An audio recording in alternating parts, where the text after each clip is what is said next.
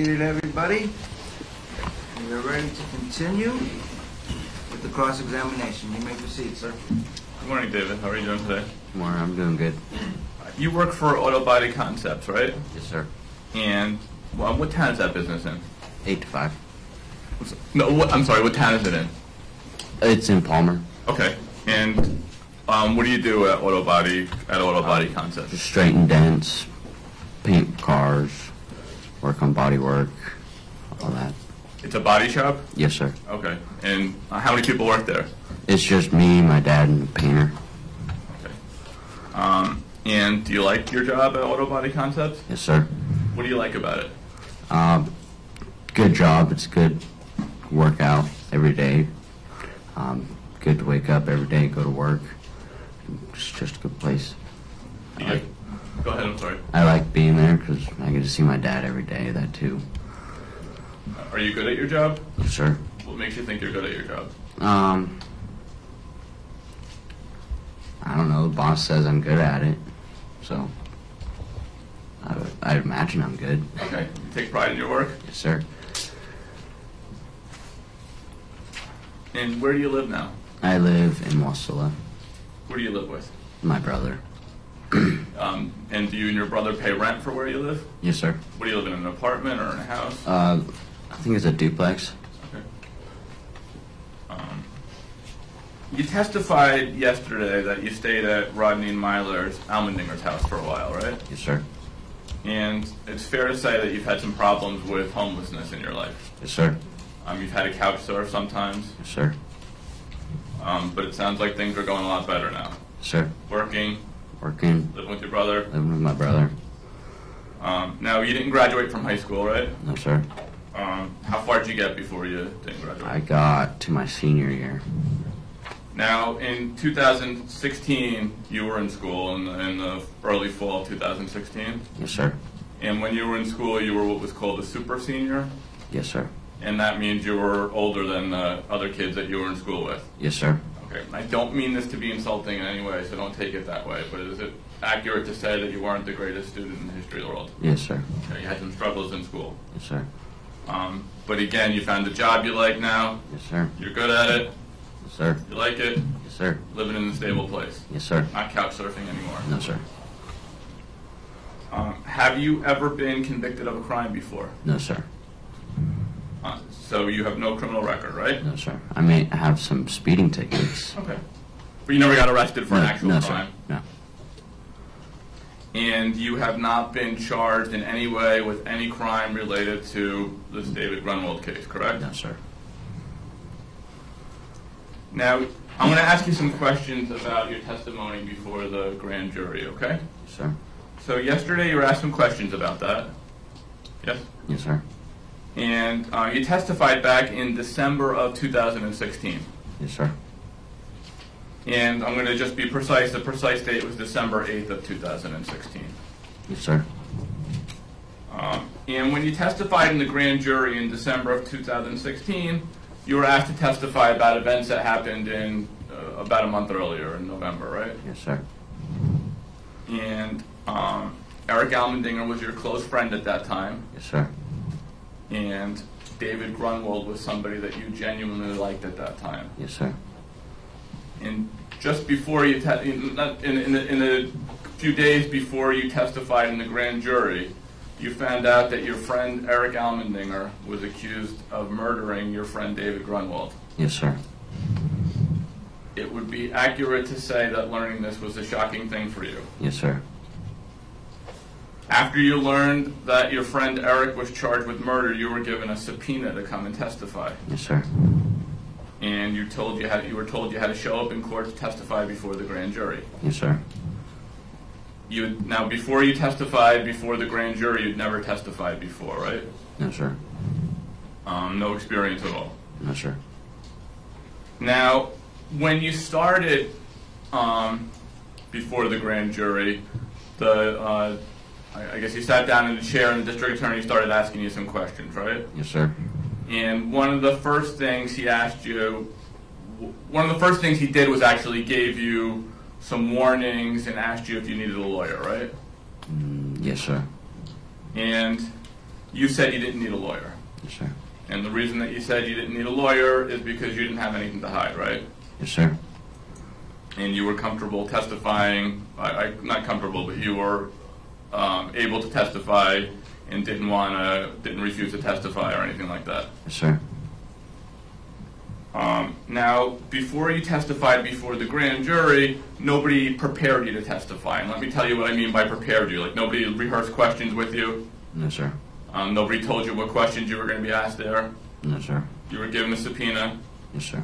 sat down in a chair, Yes, sir. and asked a bunch of questions Yes, sir. by a lawyer Yes, sir. in front of a group of people Yes, sir. that you didn't know, Yes, sir. just like this group of people, the jury. Yes, sir.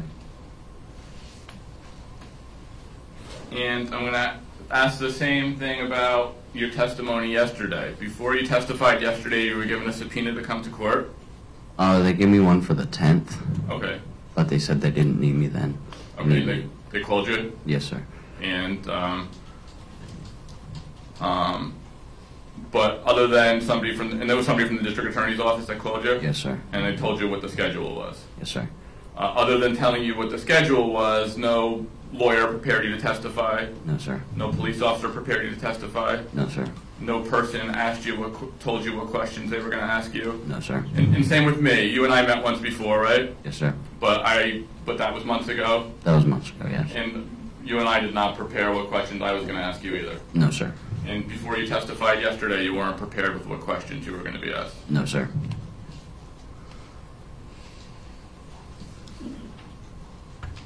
Do you know what the difference is between a leading and an open-ended question?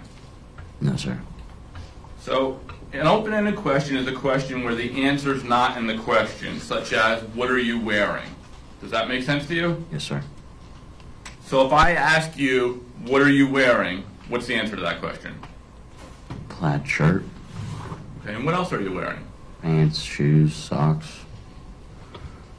Okay, so that's an open-ended question, where I ask you an open-ended question and you have to tell me the answer. You understand? Yes, sir. Okay. Now, a leading question is generally a question that only calls for a yes or no answer, and the answer's in the question, such as this. You were wearing a plaid shirt. Yes, sir. Does that make sense to you? Yes, sir. So if I ask you the leading question, you were wearing a plaid shirt, what's the answer? Yes, sir. Okay. It would be accurate to say that it's easier to answer a question with what you really want to say when you're asked an open-ended question versus when you're asked a leading question. Can you repeat that? Yeah, is it easier to say what you really want to say when you have a lawyer saying a question like, what are you wearing, versus you're wearing this? Yeah. Yes, sir. Now, yesterday, the district attorney asked you this question. He asked if you testified before the grand jury that the only person with true gang intentions was Erick Almandinger. And you hesitated when he asked you that, and then you said yes, right? Yes, sir. Okay, so you remember that yesterday. Yes, sir. Now, I'm going to show you the actual question and answer you gave from the grand jury transcript, okay? Yes, sir. Page 136.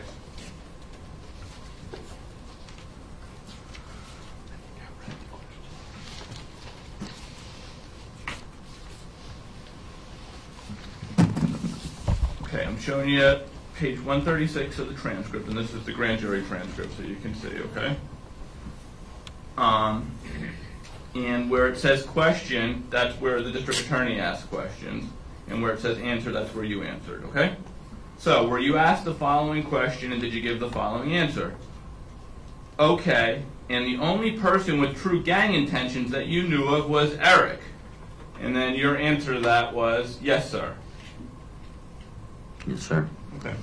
And that was a leading question, right? I Yes, sir. object, Judge, because the definition of the leading question is one that suggests an answer. He could have said, yes, sir, or he could have said, no, sir. Nothing about my question suggested that he should answer, yes, sir. I'll grant that objection, but I'll still let him answer the question. Okay. That was the question you were asked. Yes, sir. And you agreed to it. Yes, sir.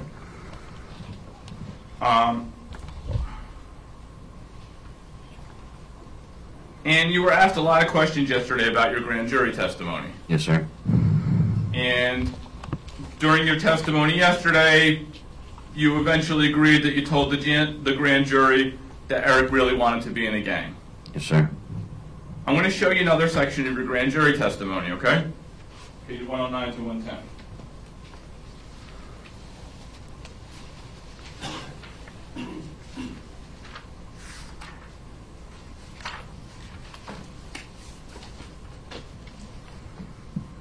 Okay, so I'm showing you pages 109 to 110.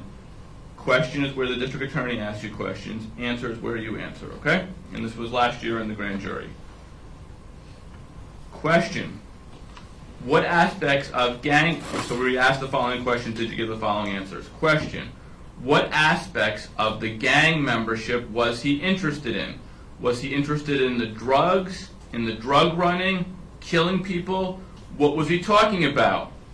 Your answer was, I'm not totally sure about what his favorite part about it was. The district attorney then asked you, but what did he talk about? Your answer was, he was talking about throwing up the sea and talking, the district attorney said, doing what?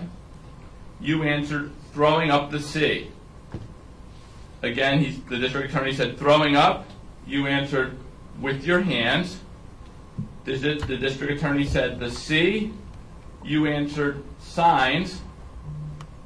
And then the district attorney said, oh, okay. And you answered, and then he just kept doing all that. That's all he really did.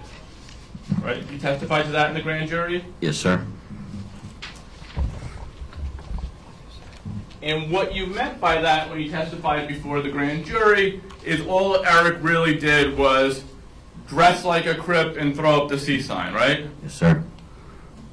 Erick wasn't involved in any crimes that you knew of? No, sir. Erick wasn't involved in organized selling of drugs? No, sir. Erick wasn't involved in robberies? No, sir. Erick wasn't involved in burglaries? No, sir. Well, that should be to his knowledge. To your knowledge? Yes, sir. I agree.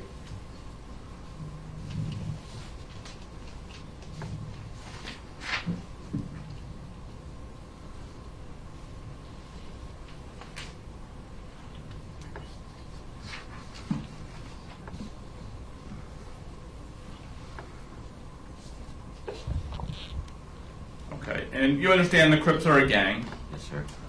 and your understanding of what a real gang does is they're involved in organized criminal activity. Yes, sir. And you know that from the internet, Yes, sir. you know it from movies, Yes, sir. you know it from rap songs, Yes, sir.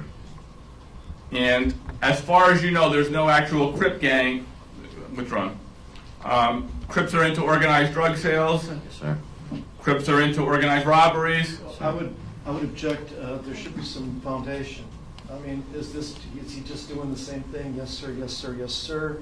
Or has he read about the Crips? I mean, now we're getting into what the real Crips do. Is there still Your foundation? objection to foundation, I do think you need to look at foundation where this information's coming from. Your understanding of what the real Crips do, does that come from rap songs?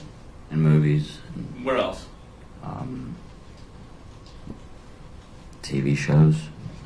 Any member of like the Crips gang come up to LA and show you guys what to do? No, sir.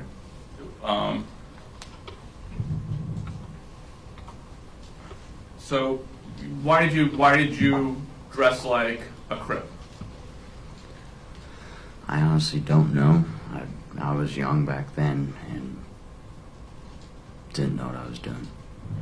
Did you think it was cool? No, sir.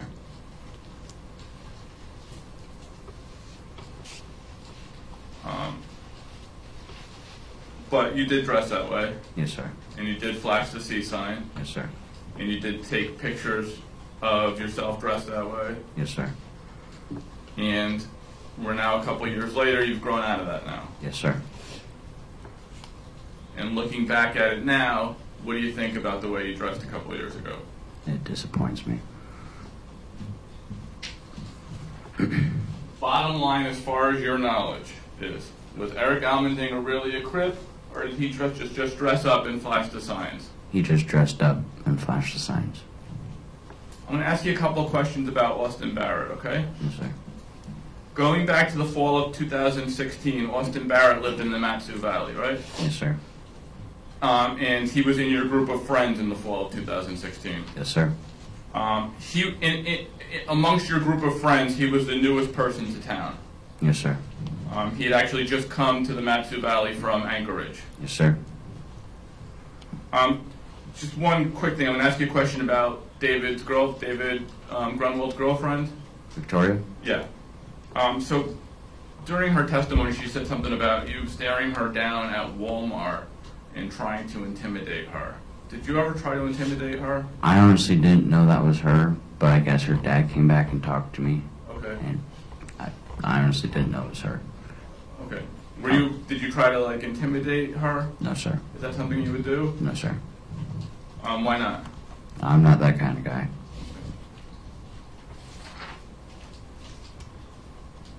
Now, I'm going to ask you some questions about you and Eric and David Grunwald, okay? Yes, sir. You lived with Eric back in 2016, Yes, sir. and you obviously talked to Eric when you lived with Eric. Yes, sir. You knew David Grunwald too, Yes, sir. and as far as you knew, Eric liked David Grunwald. Yes, sir. Eric and David Grunwald were friends. Yes, sir. You never saw a dispute between Erick Almandinger and David Grunwald. No, sir. You were aware of no plan for Erick Almandinger to harm David Grunwald. Yes, sir. And you were actually present at times when Erick Almandinger asked David Grunwald to come over. I asked David Grunwald to come over. And to come over by Eric's house. Yes, sir. And David Grunwald came over sometimes. Yes, sir. And when he came over, you guys played video games. Yes, sir. One of the games you guys would play when David Grunwald came over was the video game Halo. Yes, sir. Another video game you, Eric, and David Grunwald would play when David came to Eric's house was Call of Duty. Yes, sir. You smoked marijuana with David Grunwald and Eric at Eric's house. Yes, sir. Now, back in the fall of 2016, Eric had a gun. Yes, sir. And that gun was a .40 caliber. Yes, sir. And you were actually there when Eric showed that gun to David Grunwald. Yes, sir. And David took the gun. And he looked at it. Okay. You thought David Grunwald was a nice guy. Yes, sir. And one of the things you testified to in the grand jury that David was such a nice guy because when you were having a bad day, he would comfort you. Yes, sir. Describe why else you think David was a nice guy. He was a really smart person. He had all the friends in school. Nobody disliked him. He was just that one person that everybody liked. And as far as you knew, Eric liked him. Yes, sir.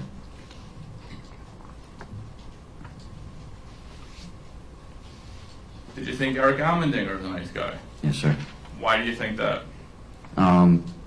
Through the past few years, that I would object to just character evidence, Judge, to show that he acted in conformity with being a nice guy. I'll sustain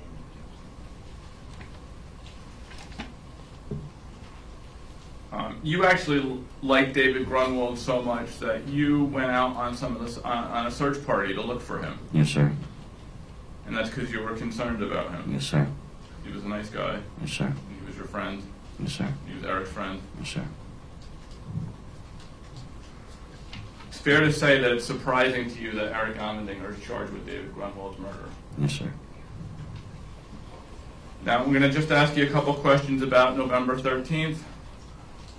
On November 13th, you saw Eric, and November 13th of 2016, you saw Eric smoke marijuana that night? Yes, sir. And you actually thought Eric was high that night? He didn't look like it. Okay.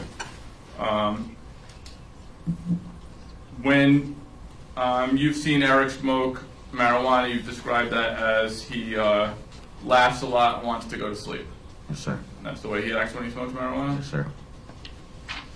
I have no further questions. Thanks, David. Okay, redirect. Thank you. David, about when did you figure you had to have this transformation that you told Mr. Ancone about of your life? The what?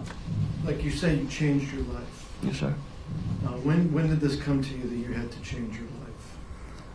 That was right after I found out David was killed. And Was that the event that caused you to think about changing your behavior in your life? Yes, sir. And tell me, in your mind, when you came to that point, what things did you need to change or eliminate from your life? It's either I had to finish school or go to work. And I chose to go to work. How about the gang stuff? I just left that behind me and forgot about it. Did the marijuana go out of your life too? No, sir. Why not? If you're transforming yourself and becoming a worker bee, why didn't that? I honestly don't know. Is it just an addiction? Yes, sir.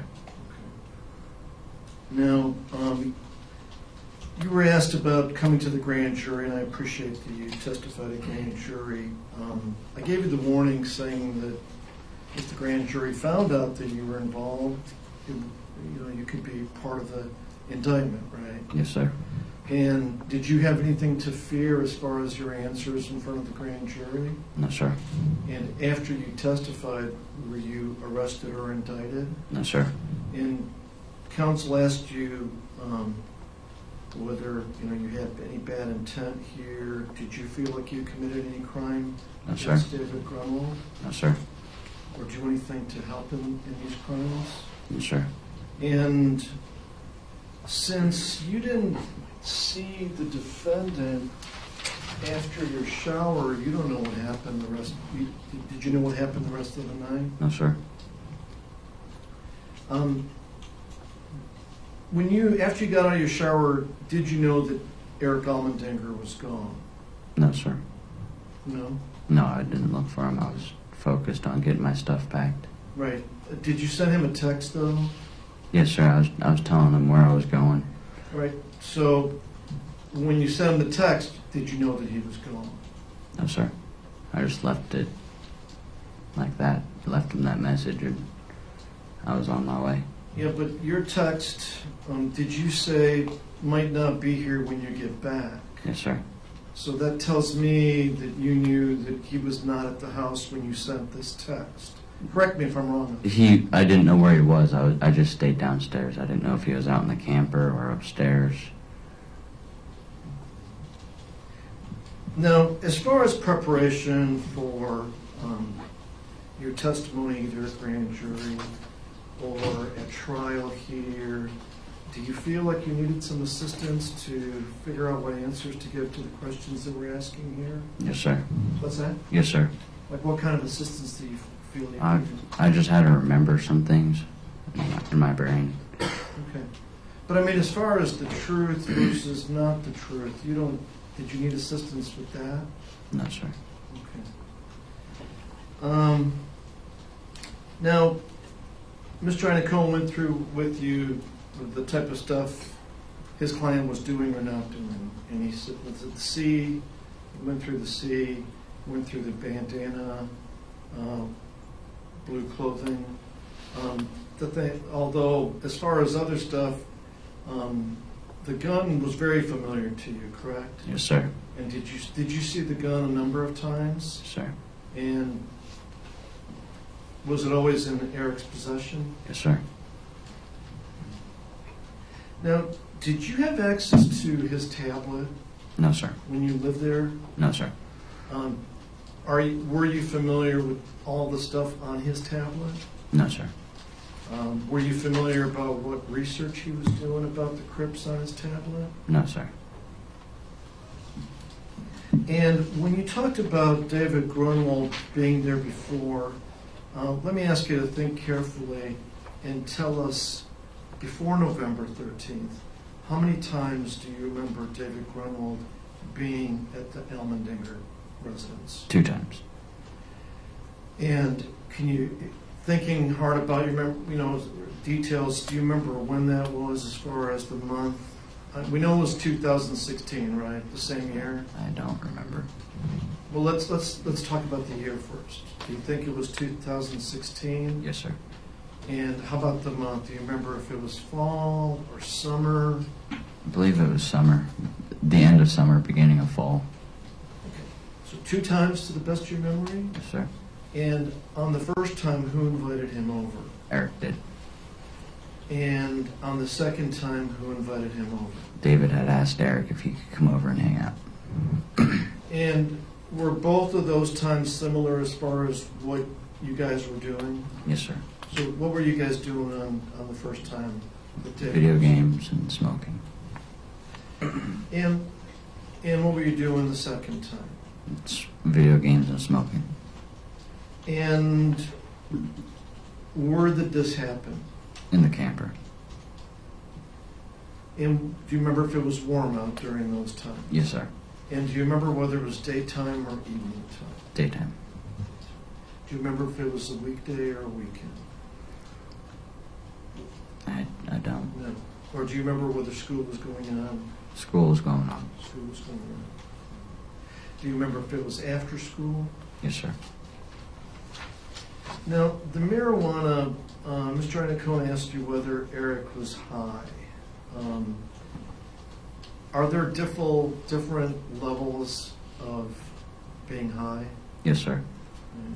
And I take it you've experienced the different levels of being high, right? Yes, sir. Now, with marijuana, are there some people that smoke it like other people smoke Marlboros, for example?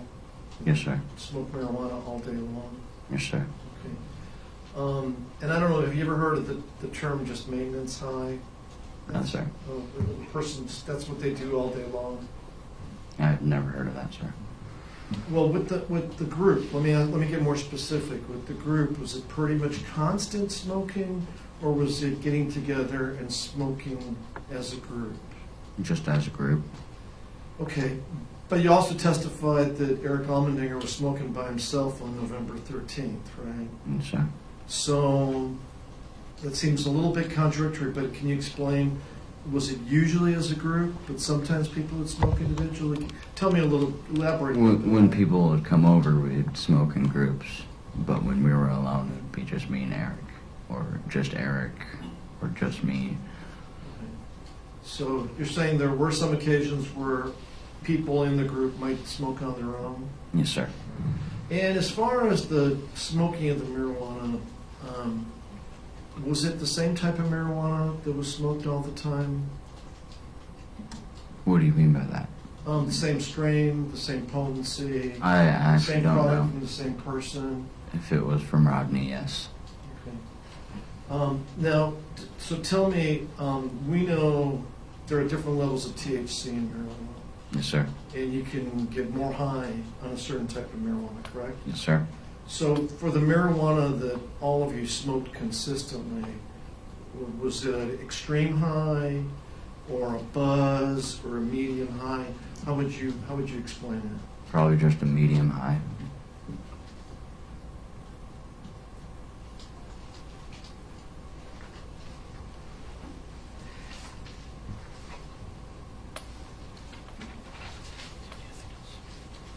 Thank you.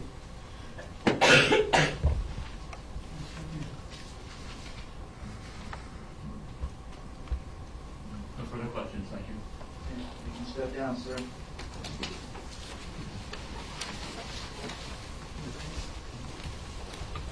Next witness. Mr. Piercy is our next witness.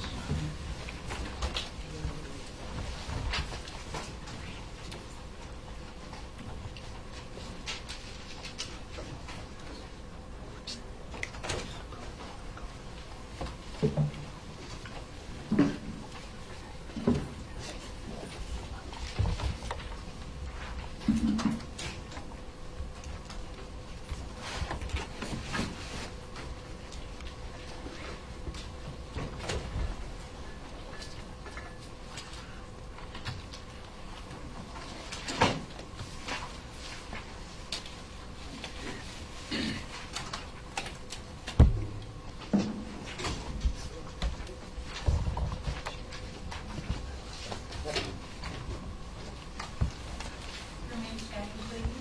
Stand by the line. Closer. Doesn't matter. Okay. You solemnly swear and affirm that the testimony you give in this case now before this court to be the truth, the whole truth, and nothing but the truth. Yes. Please be seated.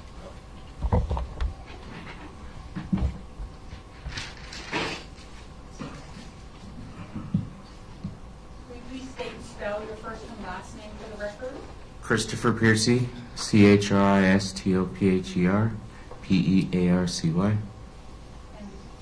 what is your occupation? I sell tobacco at a pipe shop. Thank you. Go ahead, sir. Thank you. Good morning. Mr. Piercy, how old are you? 24 years old. And how old were you in November of 2016? I would have been 22. And what were you doing in November of 2016? For like what? Work or school? Or I was a delivery driver. And what is your relationship to David Evans? He's my half brother. And when you say half brother, can you describe that a little bit? It's your father's or mother's? He's from my mom's side. We have different dads. And he's younger than you, is that right? Yes. And in November of 2016, you had contact with David. Uh-huh. I want to ask you some questions. It's going to be mostly about your relationship with David and what happened on November 13th, Okay. of 2016. Where were you living on November 13th, 2016?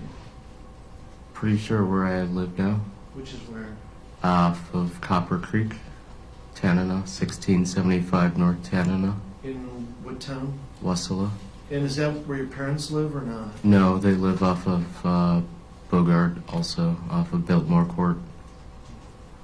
And tell me, is it your mother remarried? Is that in?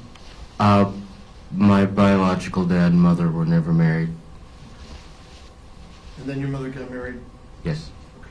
And then she had David with her husband. Yes. Got it. Thank you. So let me ask you about November 13th. You had a vehicle on November 13th, 2016. Uh-huh. What type of car? Should have been my Golf. And what were you doing during the day? We know that's a Sunday, if it helps out. What were you doing? Which day? What's that? The 13th? Yeah. Sunday. I should have been working that day, and then we went over to my parents' house for dinner, and then he texted me on Facebook. And then, So you think you were working during the day? mm-hmm. And you have to answer yes or no just to make an adequate record here. Okay. Yeah, so I have to ask it again. So were you working on that day? I believe so, yes. To the best you remember. Uh-huh. And then did you go to your parents' house first by yourself? Uh-huh. And where were they living at the time? The Biltmore house. And that's off Bogart? Uh-huh. Bogart in what area? Biltmore. It's on, over by Grumman, the roundabout they put in. By Colony? No, No. towards Selden. All right. And who was at your parents' house? My sister, my mom, and my dad. And you said eventually you got a text from David? Yeah. And was it a text or Facebook message? Facebook Messenger. And did you get that on your phone or On my phone, yes. And did David have a phone also? Uh-huh. And what did he ask you to do, or what did he text? He wanted to come over for dinner. And was dinner still going on, or was it over? I had already been over. And what did you do after you got the text from him? I went and picked him up. And where did you pick him up? When? Where? Where? Yeah. A house off of... What's that road? It's over by Palmer.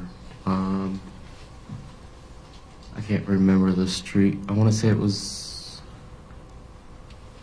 I can't remember what the name The of... general area. I'm not, I mean, we know where he was, but just give me the general area. You come into Palmer, and it's the street on the right before the NOAA building, and you follow that down, and it comes to a T, and there's a church across the way, and you take a left, and it takes you out behind Noisy Goose, or you take a right, and it comes to a dead end. And had you been at the house before or not? I had made deliveries there. Okay, so you were familiar with that neighborhood? I'm familiar with the most part of this side of town in Wasilla. Okay, got it. And your plan was to pick up David and take him to your parents' house? Mm-hmm. How long did it take you to get from your parents' house to... 15, 20 minutes. And did you know the Almandingers from deliveries? I just brought them food and they gave me money and I left. Now, did David have to give you some reminders about directions as far as where he was? No. Would it help to refresh your memory if I showed you the discussion between you and David? That's fine. Okay.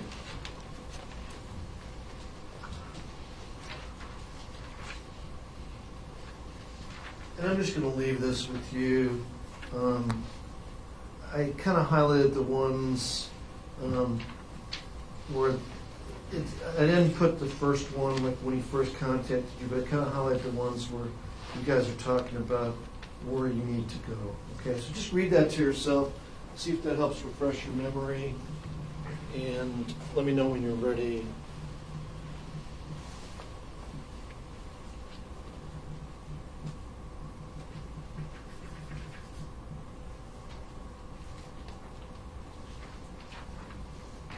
This first one isn't to me. No, I know the highlighted one. I was using that for some other purpose. Okay. You know what I mean? But I'm talking about the ones after the highlighted one. Sorry. Okay. All right. So, does that paper appear to contain the message communications between you and David Evans? Yes. And do you see that there was some talk about where you should go and where you should turn and things like that? Uh-huh. And then when you got there, did you message him that you were there?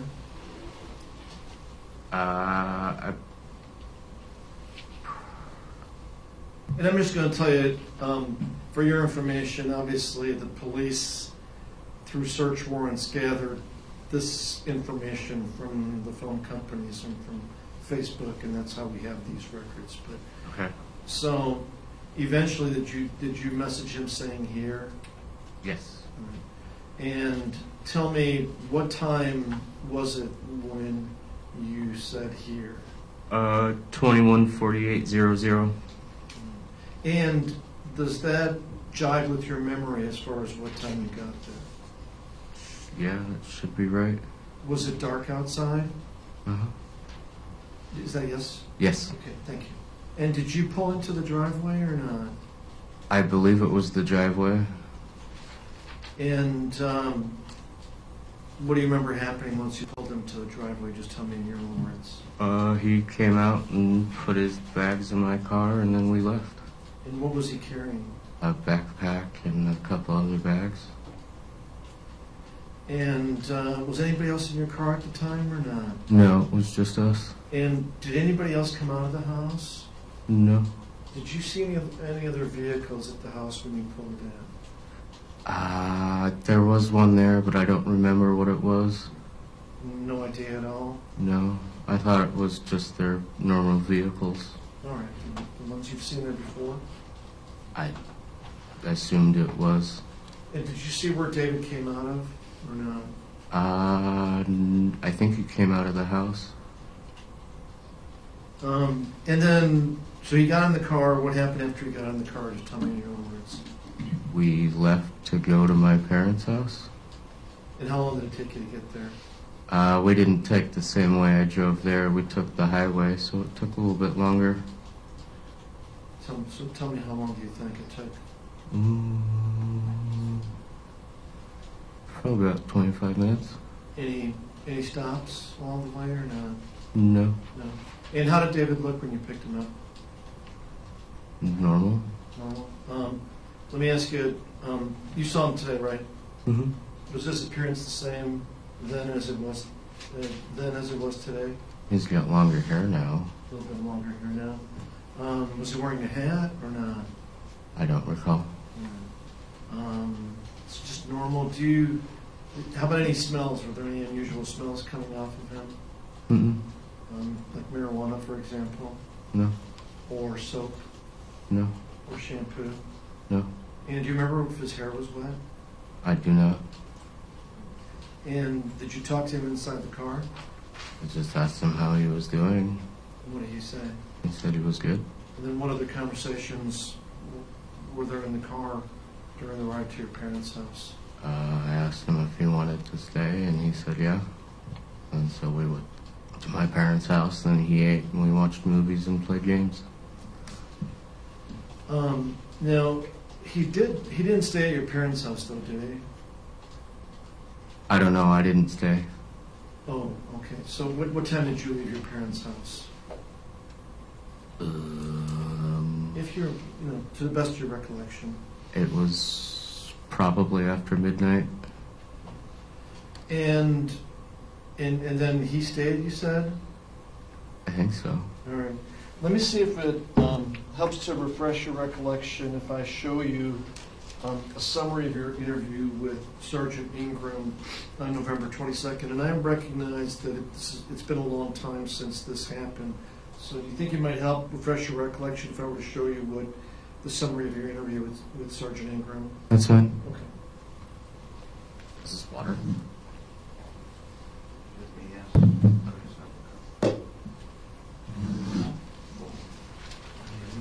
Those things can be tricky. You have to screw a little bit and not all the way. Hold this with you. Just make sure it doesn't.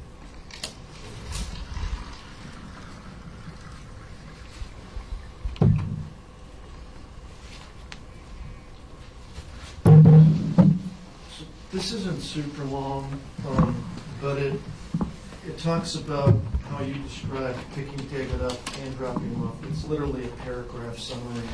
So can you read that to yourself, please? See if it helps refresh your recollection.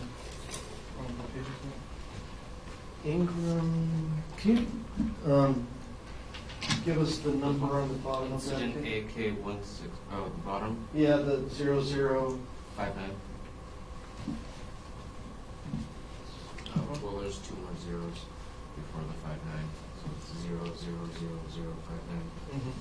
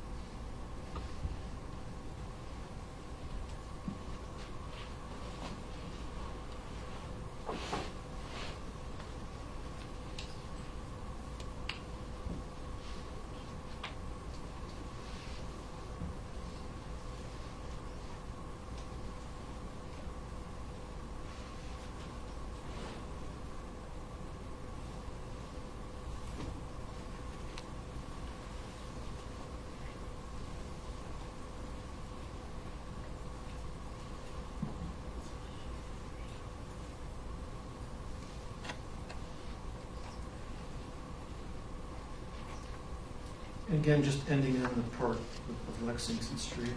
Okay, so have you read that? Mm-hmm. Did I help refresh your recollection as to where David was when you picked him up? Whether he came from the house or whether he was on the street? I picked him up from the house. No, but was he coming, did you see him coming out of the house or was he already on the street? He came out of the house. Okay. How about, did it help refresh your recollection about where you dropped him off then? Yes. Okay. Let's talk about that. So, looking at that, how long did you and David stay at your parents' house? Till about midnight, 1 o'clock.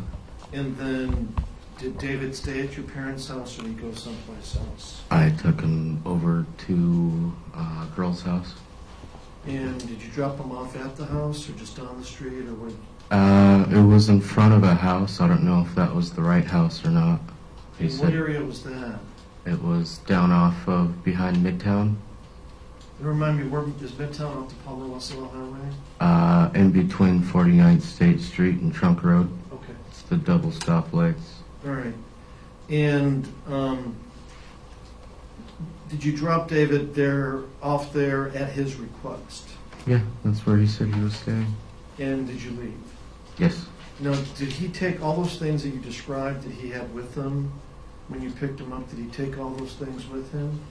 I think so, but I'm not sure. And maybe I was left with the impression that when you picked him up from behind Noisy Goose in that neighborhood, that the intent was that he was going to stay at the parents' house. Was that the original intent? Like when you picked him up, that he was going to spend the night at the folks' house? I don't know what he had planned on doing that night. No, I know, but you had picked him up because he wanted to have dinner, you said, right? Mm-hmm. And was there discussion about him wanting to spend the night at your parents' home? I think after we were all done with everything, he said he wanted to go over to a friend's house, and then I was getting ready to go home. And at that midnight or 1 o'clock when you took him to Lexington Street in Midtown Estates, were your parents still up, or had they gone to sleep by then? They had gone to bed, and then we left. And then you dropped him off, and you didn't see David after that? No.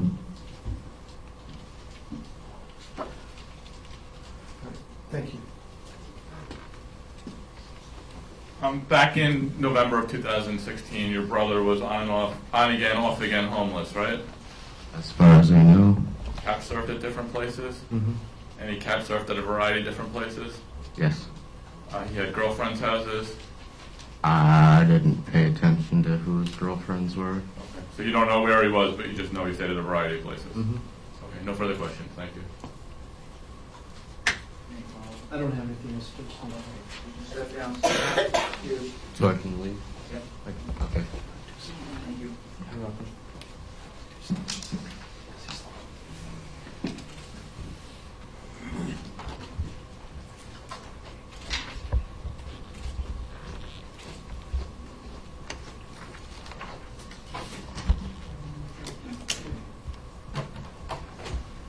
I have 1 second outside to explain the protective order before we started.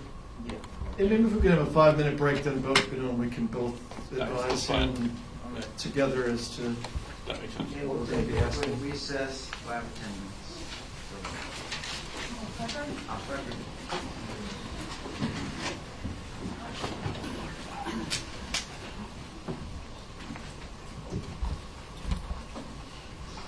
Okay? I can now.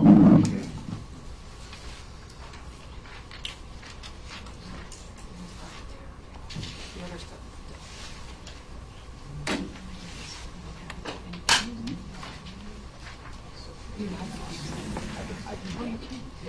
It's easier to do.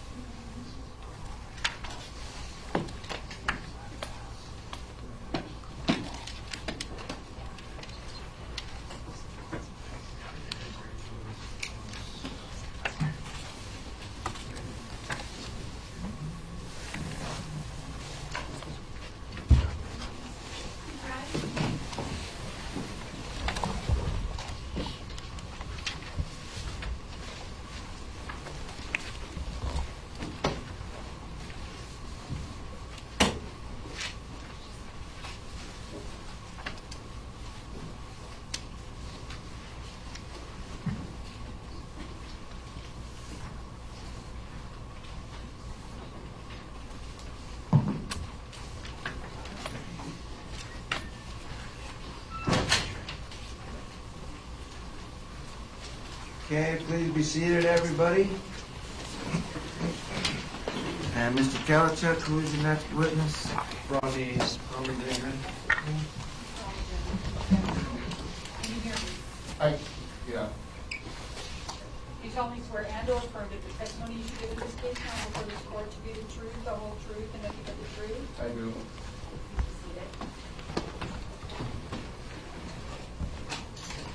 Can you state and spell your first and last name for the record? Rodney Almandinger, R-O-D-N-E-Y, last name A-L-M-A-N-D-I-N-G-E-R, And what is your occupation? self-employed artist. Thank you. Go ahead, sir. Thank you. Good morning. Let me ask you first, tell us where you live. I live and take care of my mother In where? in Palmer, And what's your address? 780 North Estee Drive, And where is your house located? up off of Helen behind Noisy Goose Cafe. How long have you lived there? I have not a clue, 10 years maybe or so, at least. And did you live other places before? I have. Has your mother lived at the house throughout? No. How long has she Oh, been? you mean at this house? Yeah, at this house. Yes, at this house, yes. How long has she lived in Palmer? 93, 92, And how old is your mother? 72, 73, And how old are you? 51. And does your mother have an illness? Is that why you take care of her? Breast cancer, a little, as with old people, memory and diabetes, arthritic problem.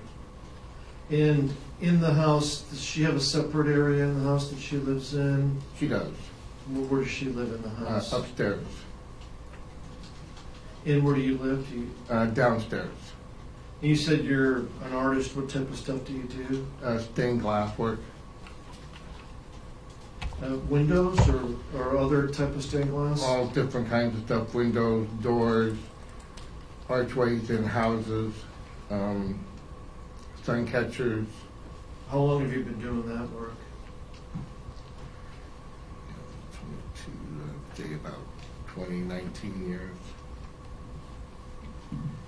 I'm going to be approaching you with some exhibits. This is starting with some easy stuff, some photographs of the house, okay? Okay.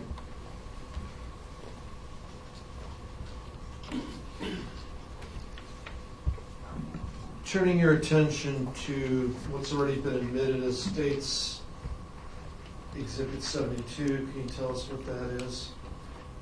That's my house. And whose car is that? The Ford Escape. Yes. Is that yours or your? It's actually my other son's now. We gave it to him. Did I ask you your mother's name? No, it's Myler. M-Y-L-E-R. Same last name? Same last name. State's Exhibit number 73. That's the south side of the house, which we call the back of the house. So the side opposite the driveway. Yes.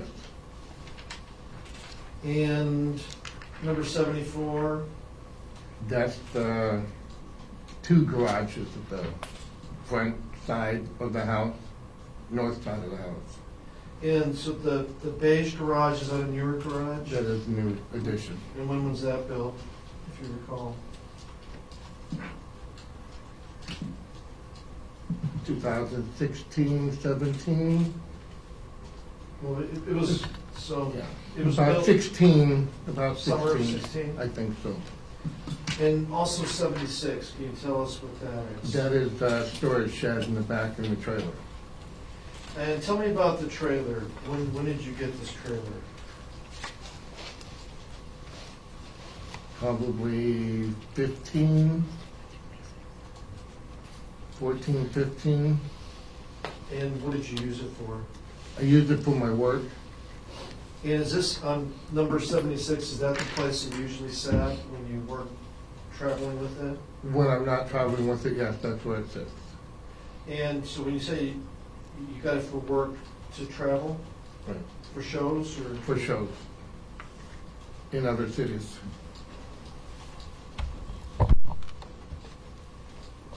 Were there occasions when people lived in the trailer? or not? There were. And what were those times?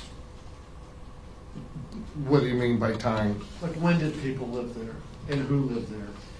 My oldest son and his girlfriend lived there 2016 during the summer. And when did they move out? I'd say sometime in October. And the defendant in this case is your son, correct? Correct. And let me ask you a little bit about the background of that. Who is his mother? Crystal. Crystal Dixon was her maiden name. And were you married at one point to her? Yes. And when did you become divorced from her? I don't even know the year. Were you living in Anchorage when you were married, or were you living here in the Valley? We were living here in the Valley. So about how long have you been divorced? Ballpark. 8-10 years, I'm guessing. And when you got divorced, was there an agreement as to who was going to have custody of your son? Yes. And what was worked out in the court system for that? During the summer months, 2 weeks with me, 1 week with her. During school time, 2 weekends with me, 1 weekend with her. Now, did he continue to live with his mother up until November 13th, 2016, or not? No. Tell us about that. What happened? I don't really know what happened, other than I just know that I was asked one day in July-ish area or somewhere in there if I wanted any of his stuff. What year are we talking about? 16. Asked by Crystal Carlson. Right. Did she basically kick him out of the house? And what I could gather from that, yes, she had cleaned out the room and asked me if I wanted any of that. And was she living in the Valley or in Anchorage at the time? In the Valley, in Wasilla. And then what did you do after she notified you that he can no longer stay there? I asked for his clothes, his video games, his shoes. And did you develop a room for him in the house, or did he already have one? He already had one. Now, did that mean that he continually stayed with you after that, or not? No. Well, did he stay with you on occasion? On occasions. What was the reason why he did not continually reside in your home? It was his own decision, as far as I know. But was he of age to make his own decisions and where to live? And No. I don't know. I don't know what the law is for a 16-year-old child. so, are you saying he was hard to control as far as rules and things like that? No. School, he was not. No. But you could. Well, I guess what I'm getting at is you could have said your state limits. I could have said that And did you? I'm just trying to figure out. in a few times, yes. But he didn't follow that rule. No. And just because it was his will not to follow. He that? was already out of the house and living wherever he was living. And that's 2016. We're still talking about 2016. Yes. Or were there issues even before that when he was living with his mom that he would not come home all the time? That you know of. I don't know of anything like that. So it's mostly after he got kicked out of his mom's house that he started bouncing around. Yeah, But he was at your place on occasion. Am I understanding it correctly? on occasions, yes. And how about school? And let's focus on 2016. School year starts when? Kind of August? Pretty early nowadays, but what school was he going to in 2016? I put him in Pathways. And how far away from your house is that? I don't know.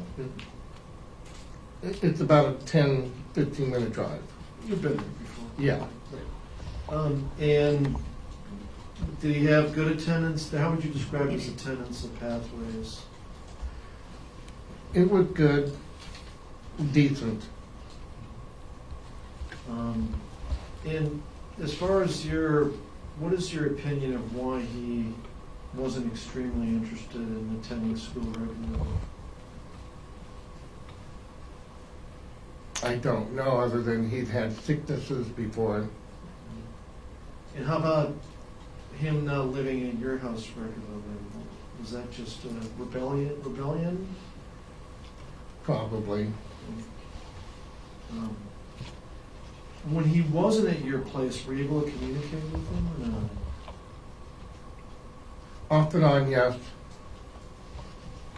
And so during those times that he wasn't living at your place, but he was enrolled in school, because I imagine there were some times like that.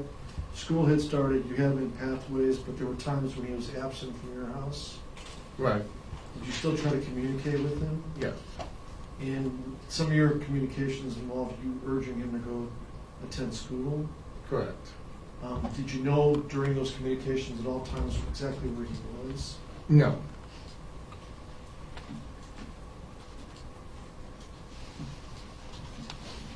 All right, so prior to November 13th, did he ever return home to live there consistently? Yes. What day did he return home? And I have a calendar. Calendar help or not? No. It's No? All not right. going to help me. Let's forget about that.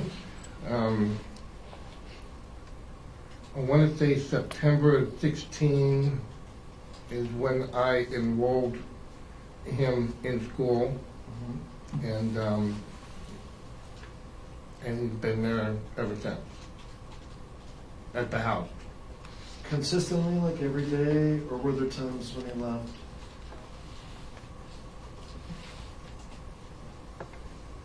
I'm not quite understanding the question of. So, Can I approach 1 second?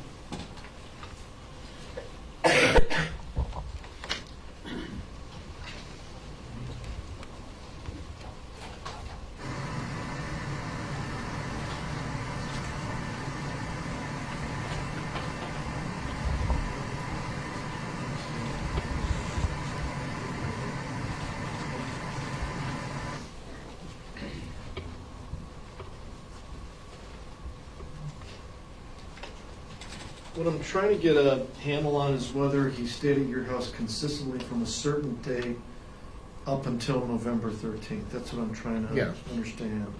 Consistently? Yes. Were there times where he may have skipped school one day and was off someplace during that time period, September to November 13th?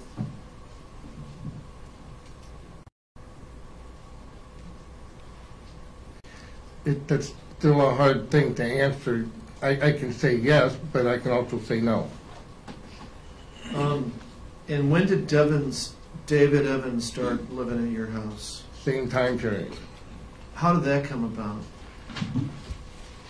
It's a really, really long story, but it was just a buddy thing. I was asked by Eric to take him in. I took him in. I gave him rules of what would be if he came to live there. And what were the rules? either get a job or you roll in school.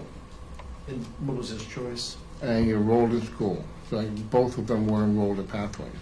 And where did David Evans live within the home? In the bedroom. They both shared the same bedroom. And technically this home belongs to your mother. Yes. Did she approve of David Evans being there initially? Yes. And you got to know David Evans fairly well during this time period? I guess so. Sure. Let me run some other exhibits by you.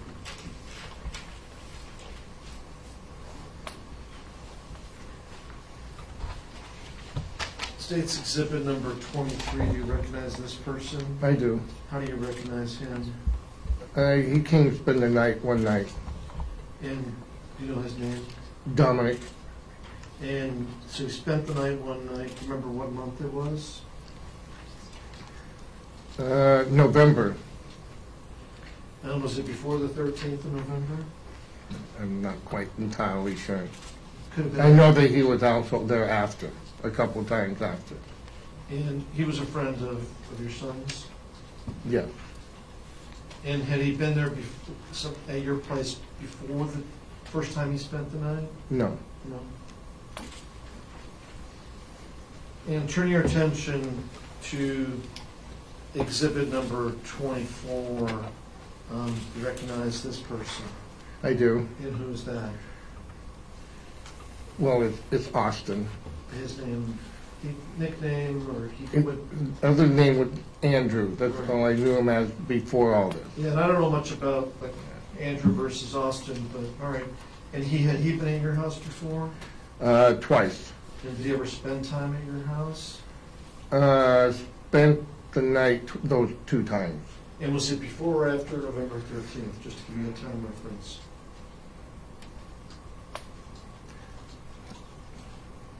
I think once before and once after. All right. So I saw some text messages where your son asked you whether my nig, Andrew, can spend the night.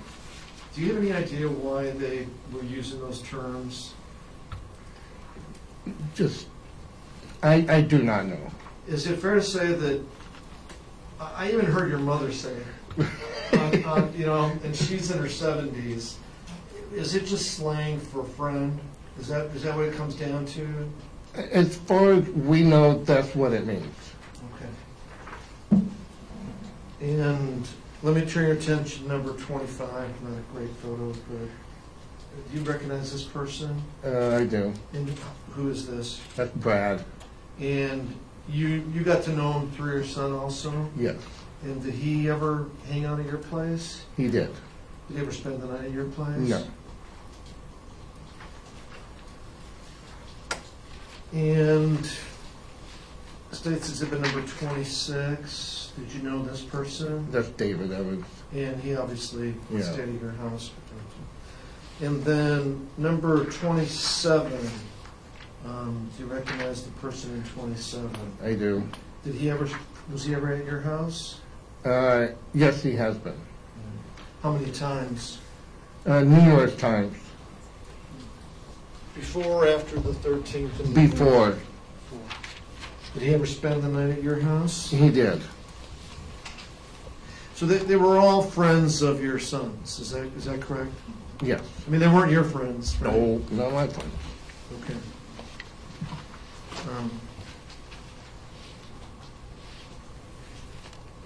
Now, let me ask you, we have numerous photos of your son dressed in a blue bandana, blue clothing, doing the C sign. Do you know what that means now? I know what it means now, but not then.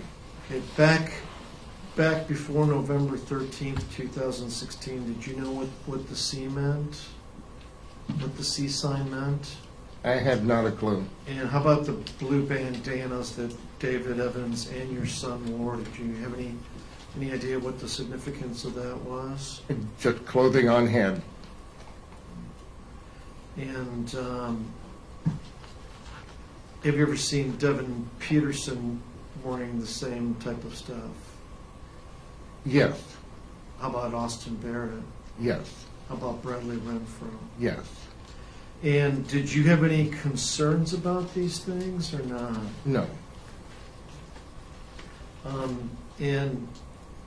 But you definitely knew that Erick Almandinger was hanging out with these people, right? Yes. And you also knew that he hung out with them that summer of 2016, correct? Correct.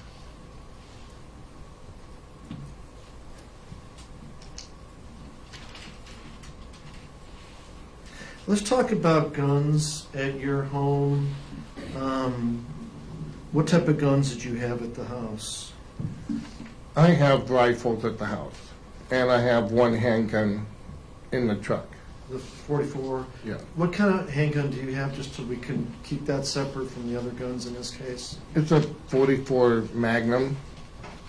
And would you know the model number, the maker, the model? I don't know. Or do you know if it's like a double act? Is it a revolver? That's a revolver. It's a revolver, and it's been. I know nothing about guns. It was my dad that was given to me. So do you know if it's like a cowboy style where you got to cock it every time to Yes. fire it? Okay. So it's a single action revolver. Yes, Right. You can't fire it just by pressing the trigger itself, right? you can. But you can also. Yeah. So it might be a double action. Okay. You think you can fire it in two ways, either by cocking the hammer and firing it, or just by pulling the trigger, and the trigger makes the hammer go back and I forth? think so. Okay, got it. Did your son have access to the 44? No, And where was it usually kept? it was in my truck. And so we talked a little bit about vehicles. The Escape is your mother's vehicle? Yes, And what kind of truck do you drive? a Dodge diesel truck, Color? blue. And how about any other vehicles on the property?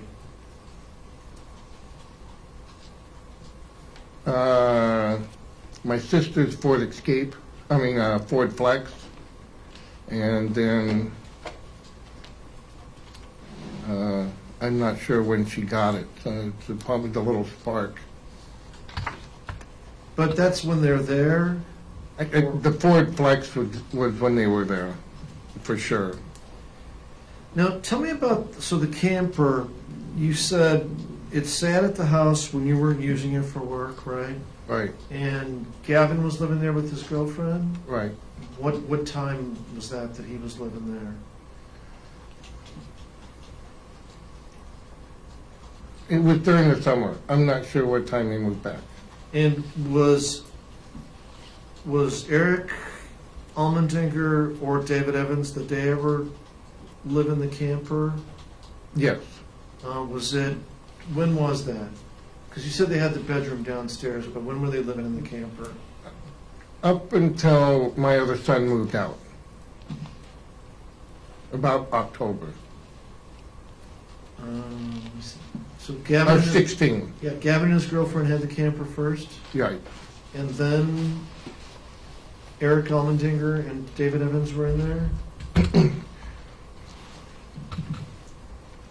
My son and his girlfriend were in it up to September, and then they were in the house. And then Eric and David had the trailer for like 2-3 weeks, And then they were in the house? and then they were in the house. After the others moved out? Correct. And so, did you allow your son and his friends to have access to that camper? While they were living in it or afterwards? We should cover all the circumstances. So let's say when your son and David Evans were living at the house, did they have access to the camper? Yes and no. Explain. Yes, when they were living in it, no, after they went into the house. And did you communicate that to them? Yes, Did you keep the trailer locked I did. when they were not living in it? Right. So after they stopped living in it, which was when again? Sometime in October. Camper locked? Yes. Now, did you find out later, like after November 13th, that somebody had messed with the camper? Yes. What did you notice different about the camper? The tarp was untied, and there were tools on the ground. How about the door? Was there anything wrong with the door? You could see that it was pried a little bit. Right. And when did you discover this, that the camper had been messed with? Just when I happened to be walking by it. Was it after November 13th? That's going to be the date I'm using. Yeah, All right. A few days after November 13th? yeah. And we know the police took the camper eventually. Remember what day that was or not? I don't know what the date was. But it was November, right? Right. Okay. So tell us again, what did you notice when you walked by? The tools laying on the ground. And did you go into the camper to see if anything else was messed up in there after you saw the tools on the ground? I just checked the door was locked, and then I just picked up the tools after I readjusted the door back, and Did you go into the camper before the police towed it away? Look inside. I did. What did you see about the inside, if anything? What did you note about the inside? It looked exactly the way they had left it when they moved out. They meaning, Him and David Evans. how about the rug? Was there a rug in that trailer? Yes. What kind of rug was it? The little thin runner rug. Was it for the whole floor of the camper? It was just down the center main walkway of the camper. About how wide was it? 1.5 feet, maybe 2. And was it specifically built for that camper, or was it just a runner that you? No, it was cut for that area. And as far as the backing of the rug, I don't know if you know, some rugs have that rubber. It did not. No. It skids. It slides. Yeah. And was the camper still there when you saw it before the police took it? Was the rug still there? I don't know. I didn't even look at that. But, and I thought you said that some things were missing from the camper.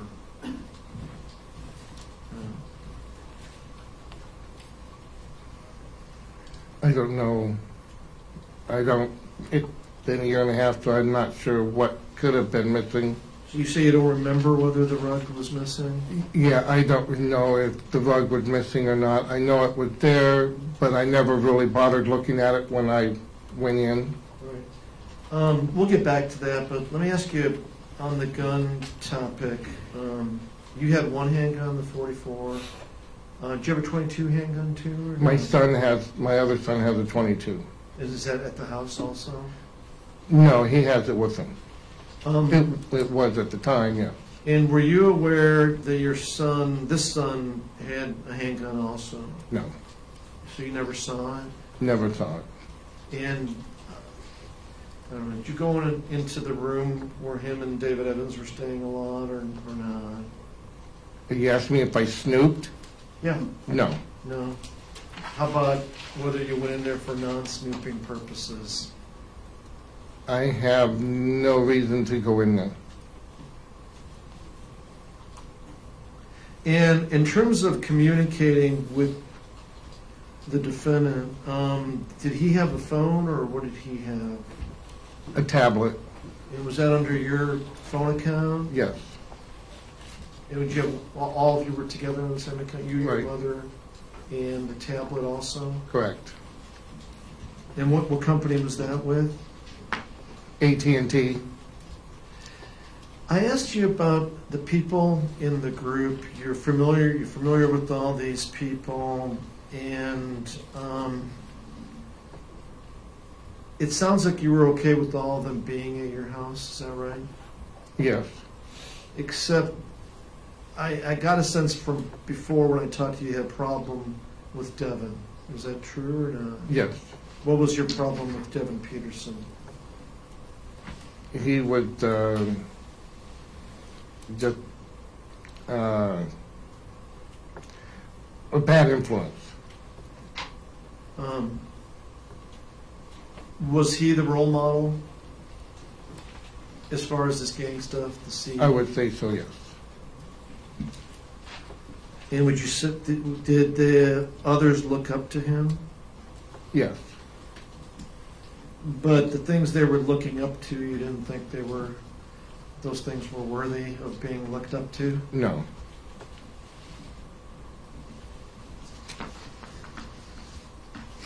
Let me ask you, let's get closer to November 13th. November 13th of 2016 was a Sunday. Were you home on that day? I was. And was the camper on the property on that day? It was. In the same position as we have in the photographs? Yes. Now, you said something about a tarp. Did you tarp the camper before winter, or what's the Yes. story on Before that? I tarped the camper before winter. And would the camper have been tarped before November 13th? Yes. And when you say tarp, you mean you just threw a tarp over it, or were there ropes connecting There it? was rope connected to it, yes. What was the purpose of the tarp? Keep the snow off the top of it. Was the roof leaky? It had a potential, yes. All right. And do you remember when you tarped it or not? About a day or two after I moved them in the house.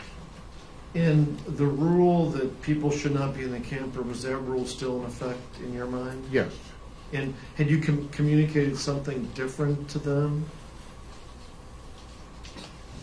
No.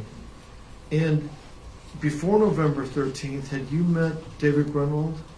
Yes. Under what circumstances? He'd appeared a couple times with everybody. And stayed for a bit? Yeah, a couple, yeah, Hung out? yes. And how many times do you figure he was over at your house?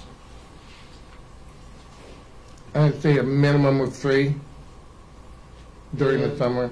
All right, we heard about like them playing video games. I mean, you saw people playing video games before. Yes, And those were some of the circumstances that David was there? yes, They were playing games? All right. So you knew who he was and what he looked like, correct? yes. Now, did you know what kind of vehicle he drove during that time? I did not. So you just saw him in the house? Saw him in the, once or twice outside, but I wasn't in the driveway. And did you have any problem with David Grunwald? No, Certainly he wasn't in the same category as Devin Peterson in your mind?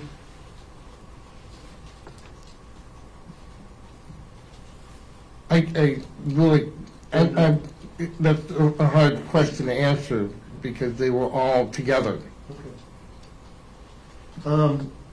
But did there come a time when you decided that Devin Peterson wasn't to hang out at your place anymore? Right. Okay. Was anybody else banned, or was it just Devin Peterson? Just Devin. Now, let's talk about the 13th, Sunday. What were you doing during the day? Been working on a custom order for fireplace insert. Glass work? Yes, glasswork. And where is your shop in the house? Downstairs in the little corner of the house. And when you're saying you're working at it, you actually manufacturing glass? You mean making the glass? Yeah, what were you, tell me nuts and bolts what you were doing that day, because I think it may go to whether you heard things, whether you saw things, whether you were preoccupied. We buy the glass already made, already colored, stained. We take it, cut it, and then have I have 2 grinders and a ring saw, and I sit there and grind, and it's loud, so I take my hearing aids out, so I can't, it amplifies really bad. And that's what it shape and grind and fit the pieces. And your shop is located downstairs? Yes, Are there any windows, or is it like a basement area? it's a basement. Is it a daylight basement, or is it a basement? There's a back door at the basement. And is it adjacent to the room where, No, no? no. I might ask you to draw a little diagram of, what separates the room where Erick Almandinger and David Evans were staying from the shop? There's a hallway. There's a hallway and a few walls. And were you on a deadline with this project? In my mind, yes, I was. When was your deadline? As soon as possible. I was on the last project. When did you start working on this? That day I'm talking about, not. Oh, that day? Okay. Yeah, not when you commenced the project, but that day, when did you start working on it? Probably about 7, 8 o'clock in the morning, And did you continue to work on it throughout the day? all through the day. What was your mother doing? Probably working on her projects upstairs. And what was your son doing that day? Sleeping. Until when? Or Sometime late morning, maybe noon. Did you take a break to do any family stuff? No. No. And was anybody else at the house at that time, or was it just the three of you? We were just the three of us. Just tell me in your own words what else happened that day. I worked, he ate, Grandma worked, and then let the dogs out. That was pretty much our day. David Evans came back, and that was it. Nothing unusual about the day so far? Nothing unusual at all. In your camper, as far as you knew, it was tarped Right, and locked? right. And the tools that you found later, where were those tools originally? In my garage, The new one or the old one? both.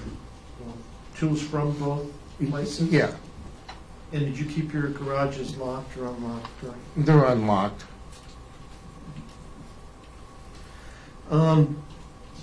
Were there any plans for the evening? Or any discussions on the part of the family for evening plans? No, This was a Sunday night, so was the expectation that your son was going to go to school the next day?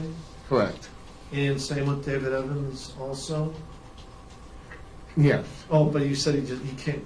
He came, yeah, So tell us, educate us on the situation with David Evans. Had he left the house sometime before November 13th? yes. Under what circumstances? We don't know. He just left and didn't come back for a week. Did he tell you where he was going? No, Did he have a communication device? he does. Which was what, a phone? A phone. And did you have his number? Probably. Did you try to get a hold of him, or not really, because he wasn't your son? Yeah, probably. I don't know if I did or not. And when did he leave, to the best of your recollection? He had left on a Sunday and came back on the 13th. He left on, A week from the 13th. a week before he left? Right. Now, so how do you know he came back? You're working on your glass project. How do you know that David Evans arrived? Because I took a cigarette break and let the dogs out. And what did you see? The dogs were barking, and I told them they were crazy, there's nothing out here, and then David Evans was right there. Was it dark outside? Yes. Did you see how David Evans got there? No. He came down the back door. He came, say that again, he came, He walked down and came in the back door. not the street side of your house? No. And he walked around the back door, okay. So you don't know where he came from? The back door. Let me ask you this, maybe. Where was the first place he was when you first saw him? Where was the place he was when you first saw him? At the entryway to the back door. And how far is that from the camper? Oh, I was 20 yards maybe. And what happened next? Tell us in your own words. He showed up. I asked him what he was doing here. He said he would come back to stay. I said, as far as I'm concerned, no. But he would have to talk to Grandma. I wouldn't say anything to try to sway either direction, and she said no, because he wouldn't contact and tell us where he was. Remember what time he showed up at the house? I'm not really sure.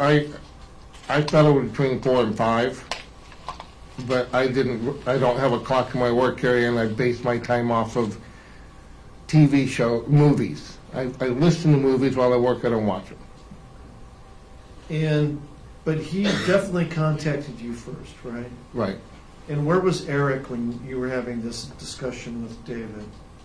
He was in the bedroom, And where was the discussion that you were having with David Evans? outside the back door, because I was having a cigarette. And how long was the conversation you had with David Evans? I'm not entirely sure. 10 minutes, 15 minutes, maybe. So in your mind, it was fairly quick? As far as I can remember, yeah, because like I said, I don't have a clock. Yeah, I mean, was there, I'm just asking, was that a lot of bantering back and forth? I really want to come home. No, you can't. Or was it just pretty much you're out and you've been out and you better go talk to Myler? There was some bantering. More or less, I was explaining to him why he was being told to leave, and explain responsibility is to let people know what you're doing, where you're going, and where the hell are you. And I never got any of that. But no more than 15 minutes, that conversation? And I'm guessing, yeah. Was some of his stuff still in the house from when he left before? Yes. And you certainly would have let him get his stuff, right? Yes, And did you suggest that he speak with your mother? I did. Did you think that she might say, let him give him another chance, or what? I did. And did you go with him, or did you just say, hey, go upstairs and talk to, what did you call her, Grandma, or? Well, this grandma to them. Okay. And did you just send him upstairs? I told him he had to go talk to Grandma. And And did you see him go upstairs? I watched him go upstairs. And where was Eric at this time? I believe Eric went with him. And then did you go up there too, or did he talk with your No. mother by themselves? And did you go back to your classwork, or? Immediately, yeah. All right. And did he ever come back and tell you how that conversation went, or not? Not for quite a while. When did he come back? I'm going to say about 9 o'clock, because I believe his brother was coming to get him about 9:30. So, did you know where he was? So, you say you thought he got there at about 5, you said? Yeah. But we kind of established that he got there closer to 6. Yeah. Or thereafter. Right, and I realized that to everything, yeah. Yeah. And then we've established that he left at 9:48 is when he was picked up by Christopher Piercy. So at least 3 hours he was there. Do you know what else he was doing when he was there? Went upstairs to eat, talked to Grandma, come down. Was the eating during the conversation with Grandma? I don't think so. I think it was afterwards. You think he Or before. How do you know that he ate? He walked by with a plate of food. Do you think Grandma provided that? Or do you think he just got it? Probably just got it. And you didn't have a problem with that, right? No. And what else do you think he did during those 3 hours plus? He took a shower Where's the shower located? behind the wall of my workspace. And did you hear the shower going or not? Yes. For how long? I don't know. I just heard it on and then I heard it go off. And did he come back after the shower to say goodbye to you? He did. Huh?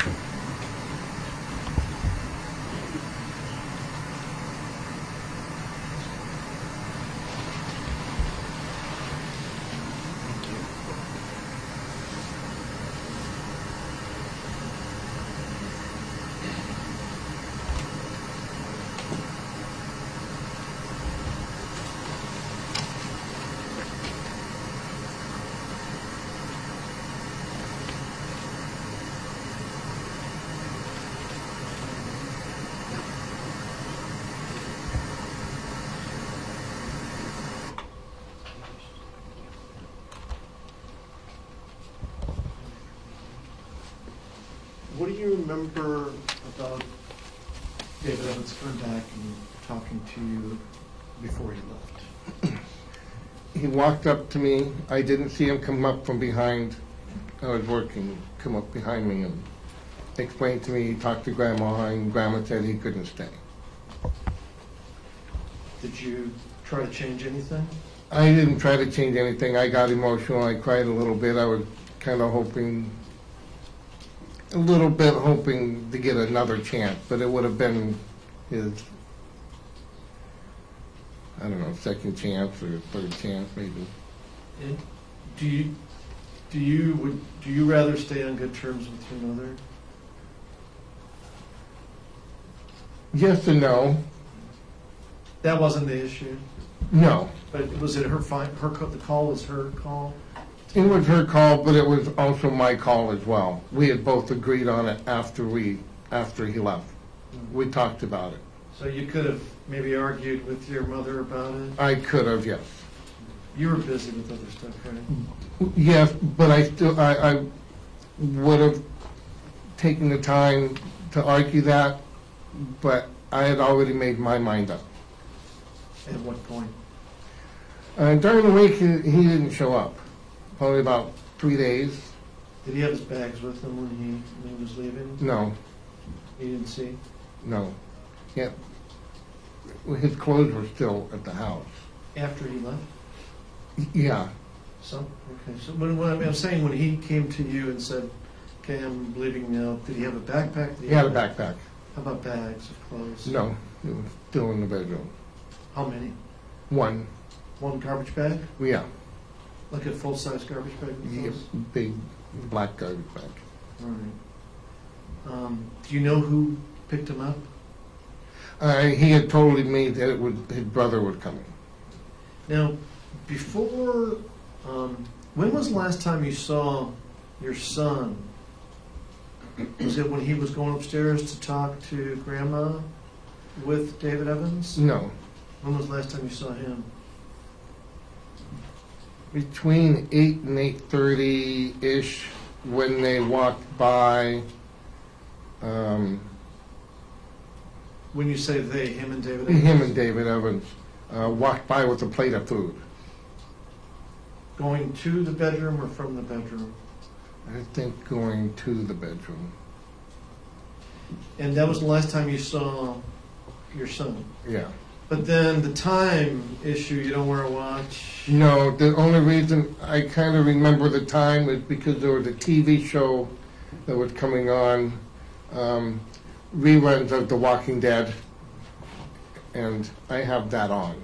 Were there any discussions during the day about your son going someplace that evening? No, And did he have a vehicle that evening?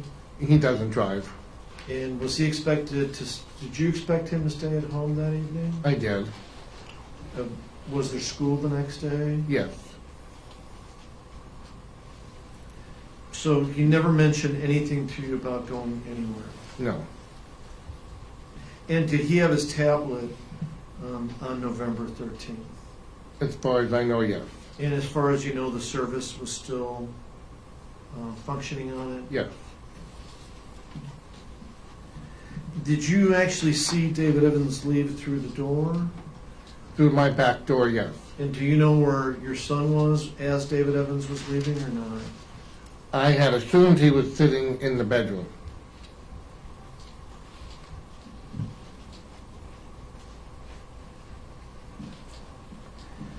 All right, so Evans leaves, what do you do?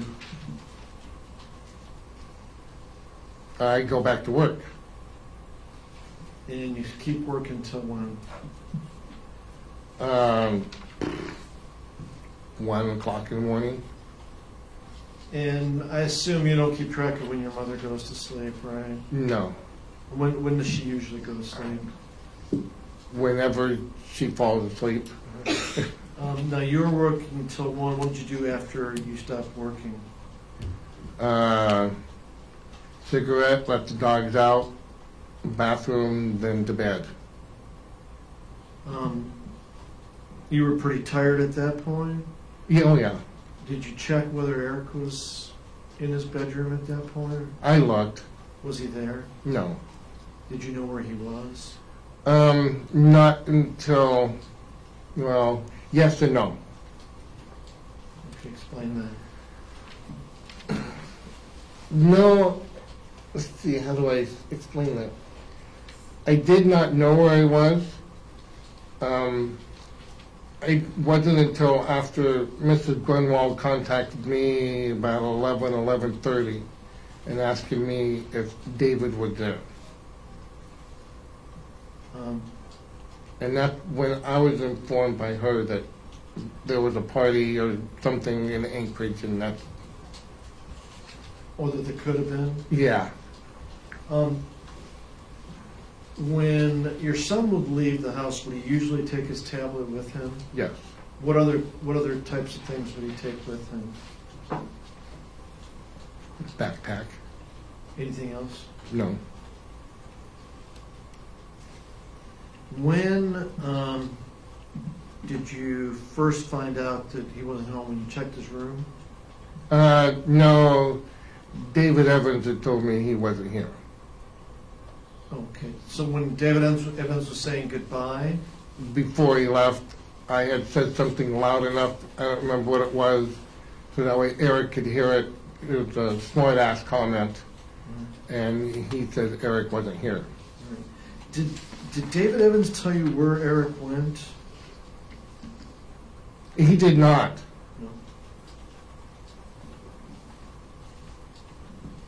No. Any concerns on your part that your son wasn't home? It was still before a curfew. What time was curfew?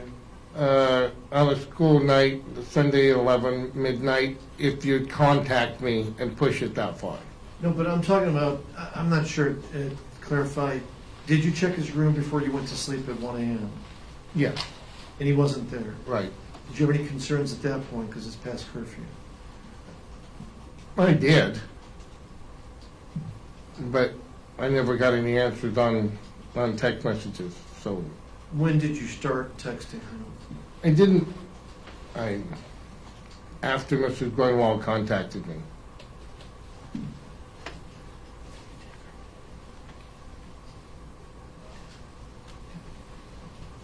And I'm not sure, I'm going to be a while yet with the actual text. I don't know if anybody needs another break or whether we're good. Yeah, let's take a quick recess and we'll come back and go to lunch. 10 minutes.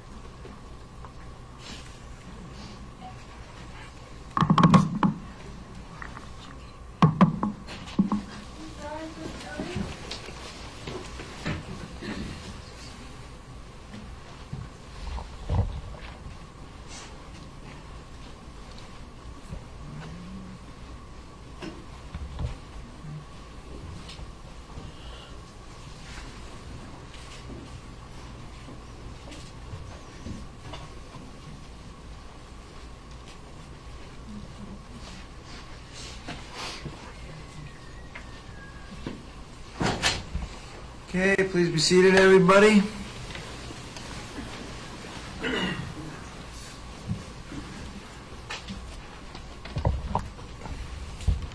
May continue. Thank you.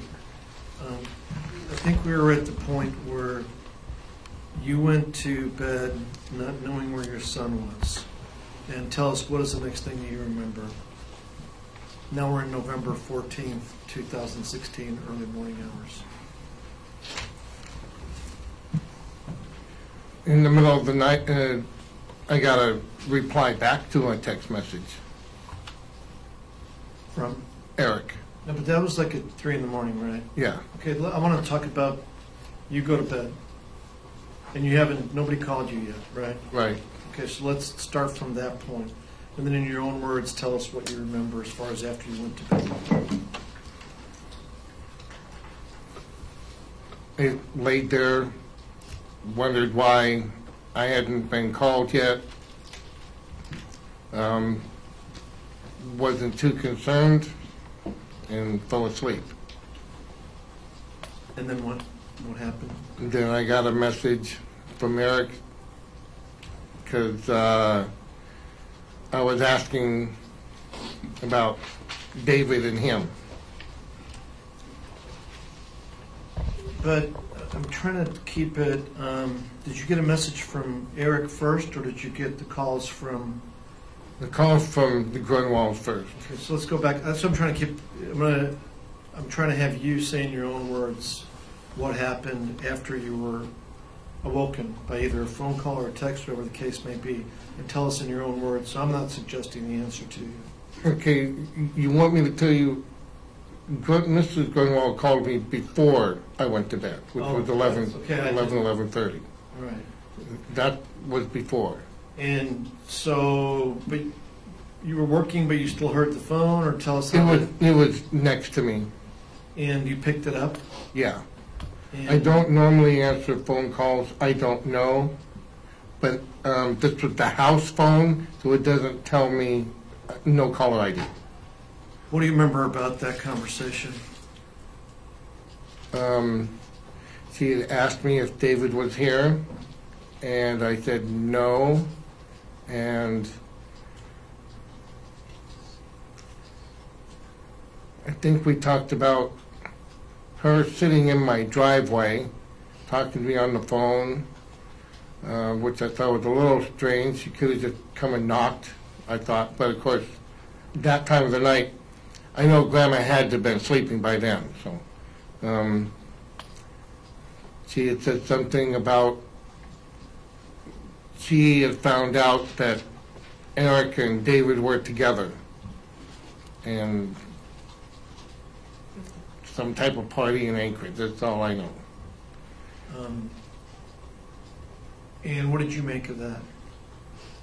But the kids were in deep trouble because she said that she called the troopers too, because David hadn't been home, and in my mind, you have two little kids deciding to party. Yeah, but for Eric, it wouldn't have been anything out of the ordinary because he had taken off before and not come home, right? Yeah. Okay. So you didn't jump to the conclusion that somebody was hurt at that point? Correct? No. And did you provide her all the information that you had? That she asked me, yes. Did you tell her that you had not seen her, David? Right. That night, the night before, whatever. This was still on the 13th, you think? On the 13th, yeah. Right. And did you tell her that you tried to get a hold of your son? After we were done, I tried to get a hold of him. And did you try to let's try to make this distinction. Did you send him any messages before Mrs. Grunwald called, or did you start sending him all the messages after Mrs. Grunwald called? I think I sent him after Mrs. Grunwald called.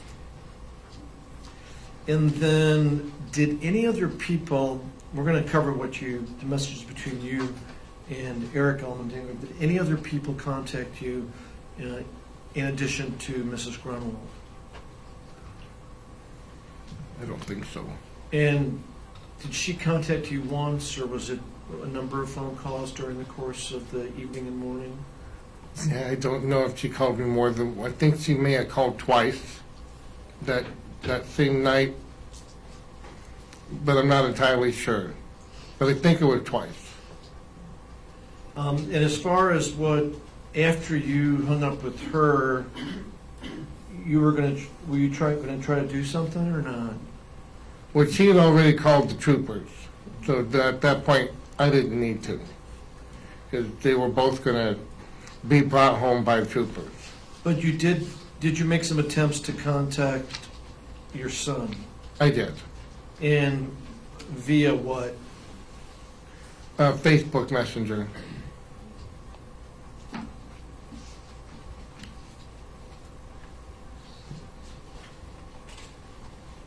Can everybody see the witness? They can't see it. Yeah, and we're just at that moment where we're going to transition to the screen.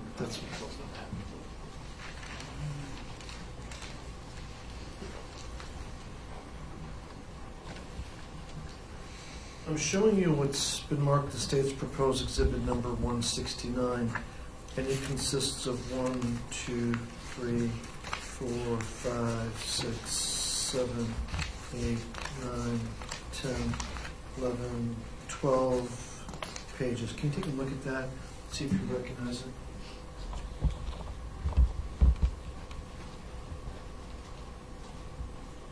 it. Okay? You recognize what that is? Yes. Is that a summary of messages that you sent to your son and his responses between November 13th, 2016 and November 17th, 2016? Yeah. I move for the admission of number 169. So admitted. I'll take the tabs off before I put it on the table. I just had those for my purposes on there.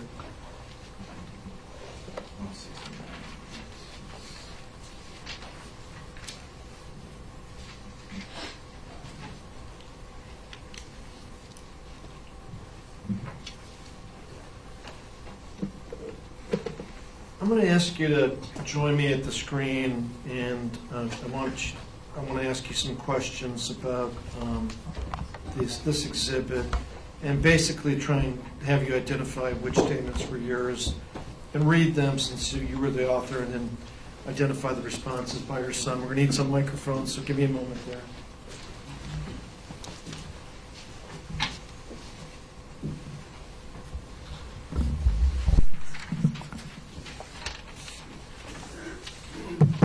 I hear that. I'll give you that one.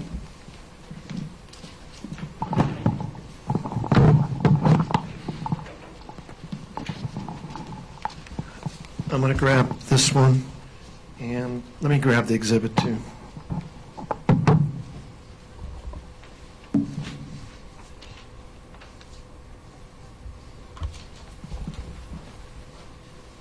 Just 1 second. So what's this one?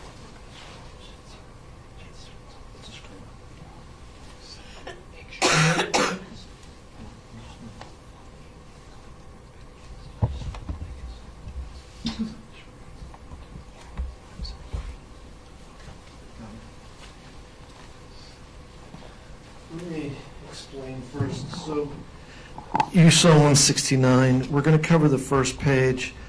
The whole first page is not on here because if it was, the writing would be too small for the jurors to see. So we're going to have to scroll as to each page, okay? So let's start out with the communications you see here. Are these your communications or are these your son's communications? These are my communications.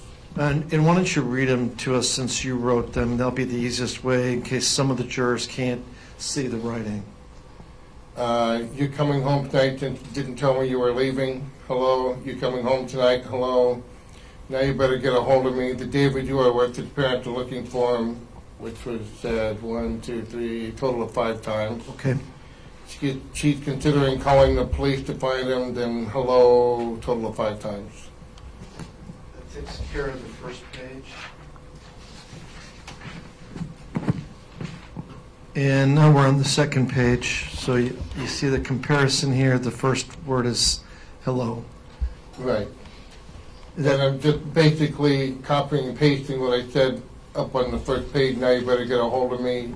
The David you are with, his parents are here looking for him. What else did you And on. then they are now going elsewhere to look for him.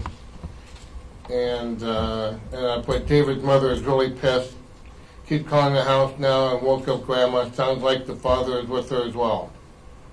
And then, do I got to read that? Well, you were frustrated, right? You're right. Okay, I think the jury can see that. Now, you also tried calling him? Facebook phone call, yes. Facebook phone call, all right. And did you get an answer on the Facebook phone No. call?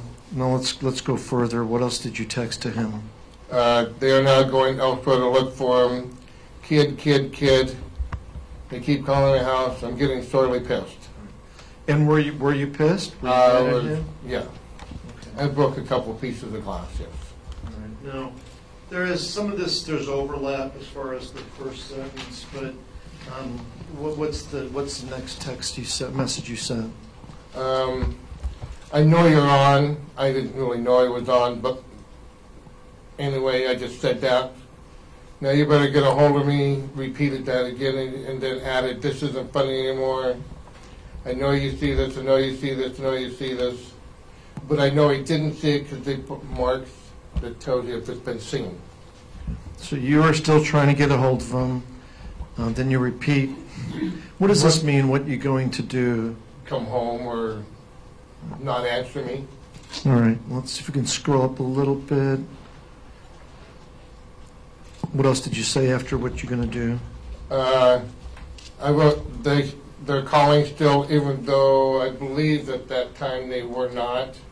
But I was using that as a way to help scare the two boys into calling. All right. Now, at this point, are you still assuming that nobody's hurt, that they're just AWOL? They're just AWOL together, yes. Okay. Now, I know it says here, now you're both effed. They're calling the troopers and the police. What did you mean by that? That means you're both in trouble because you not answered any of us, and you both disappeared from not telling any of us that you were going somewhere. When you were sending these messages, did you know whether anything bad had happened to David Grunwald? No. Now, you finally got a response, right? Right. And do you remember what time that was or not? I don't know. This said this time frame, but I don't really know. Probably 3-something in the morning, I think, is what it was. What was your son's response? Hey, sorry, I'm not with any David, to be honest. Like, I'm with some friends, and I won't be home tonight. Sorry. Maybe I will be at school tomorrow, hopefully, if I can get a ride. Let's go to the next page, please. And then we have the overlap. Then you say some more things, right? What do you say? You know, this is a poor decision here, and he is, I'll say effed.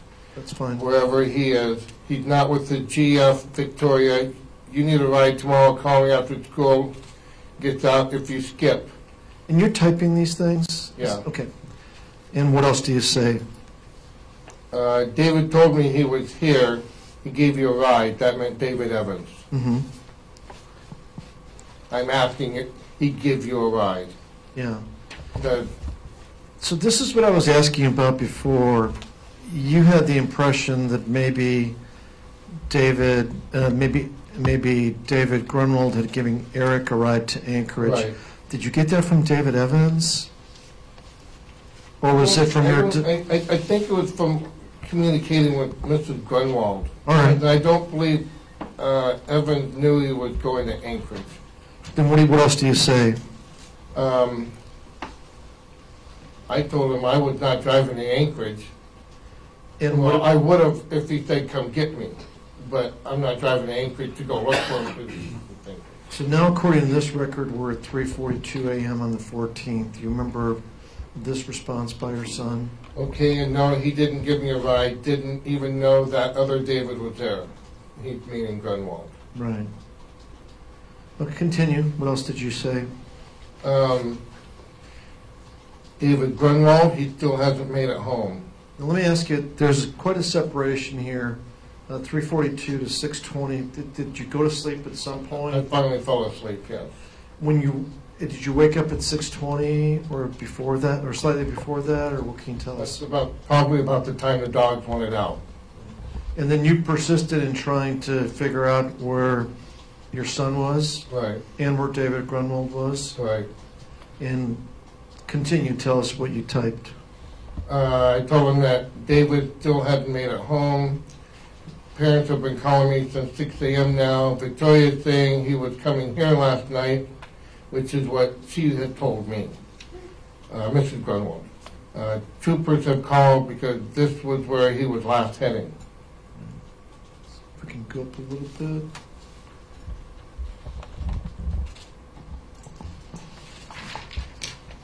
We're on the next page now. What else do you write? David said that he left with him, that you left with him, And what was but that was David Evans saying that he had left with David Grunwald. well, isn't that you saying David Evans said that You you, left Eric, with left him. with him, Right. with David Grunwald. Right, got it. What was your son's response? I don't give a, I don't effing know. I never even saw David today. I just know David Evans showed up at the house and he said he gave him a ride. That's all I know about him, or even heard about him that day. I don't know what TBH is. To be honest, Okay. Till people started freaking out, texting me. When I never saw the effing kid in a week or two, I think. what else does he say? So I don't know if that's a word. What everyone is talking about, he's probably effing fine, but I don't know where he is, and particularly, it's not my business where he's at. I was never told that he even was going to come or be the one dropping David off. LOL. Yeah. Now, I noticed that later in that day, you're presuming he's in the camper At this point, walking by it, looked untied. Maybe let's scoot this a little bit so the jurors in the corner could see. And I'm probably in the way of those jurors, but, so tell us what you messaged him about the camper. This is me assuming that he was there. So you're in the effing trailer, it's untied, and I told you no more. Thanks for listening. Don't come in until after school is over unless you come in downstairs only. Timon thinks you're at school. Then did he respond to your assumption that he was in the trailer? He said, go look in there, bet I'm not. If we can go up a little bit on that, please. Thank you. Bet 100. I don't know what that means either. Right. Then you said, what did you say? But you were? And why did you say that? Well, because Untied? it was untied. And what was his response? Wasn't ever been where I've been. Went out there to grab a few blankets, to be honest. Let's go to the next page. You go on to talk about the camper, correct? Right. What did you say? I tied it last night. Wind was blowing off the tarp, which I didn't. I just said that. All right. Just to try to freak him out. Okay. And drink and eat cornflakes and peanut butter. I found drinks and cornflakes and peanut butter out in the ground. Must have been on the ground.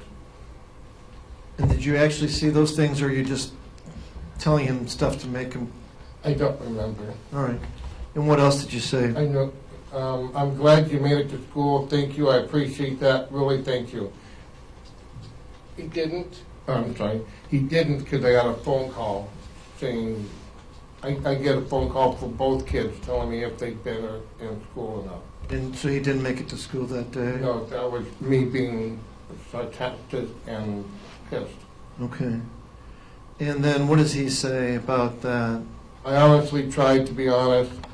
I was like, oh shit, I'm trying to go to school. Then it was 7:30 when I said that and said, oh shit, never mind. And then if we can, let's scroll up a little bit. It gets back to David, asking about David Grunwald. Did you ask another question about David Grunwald? You really haven't seen David Grunwald. And then let's go to the next page, please.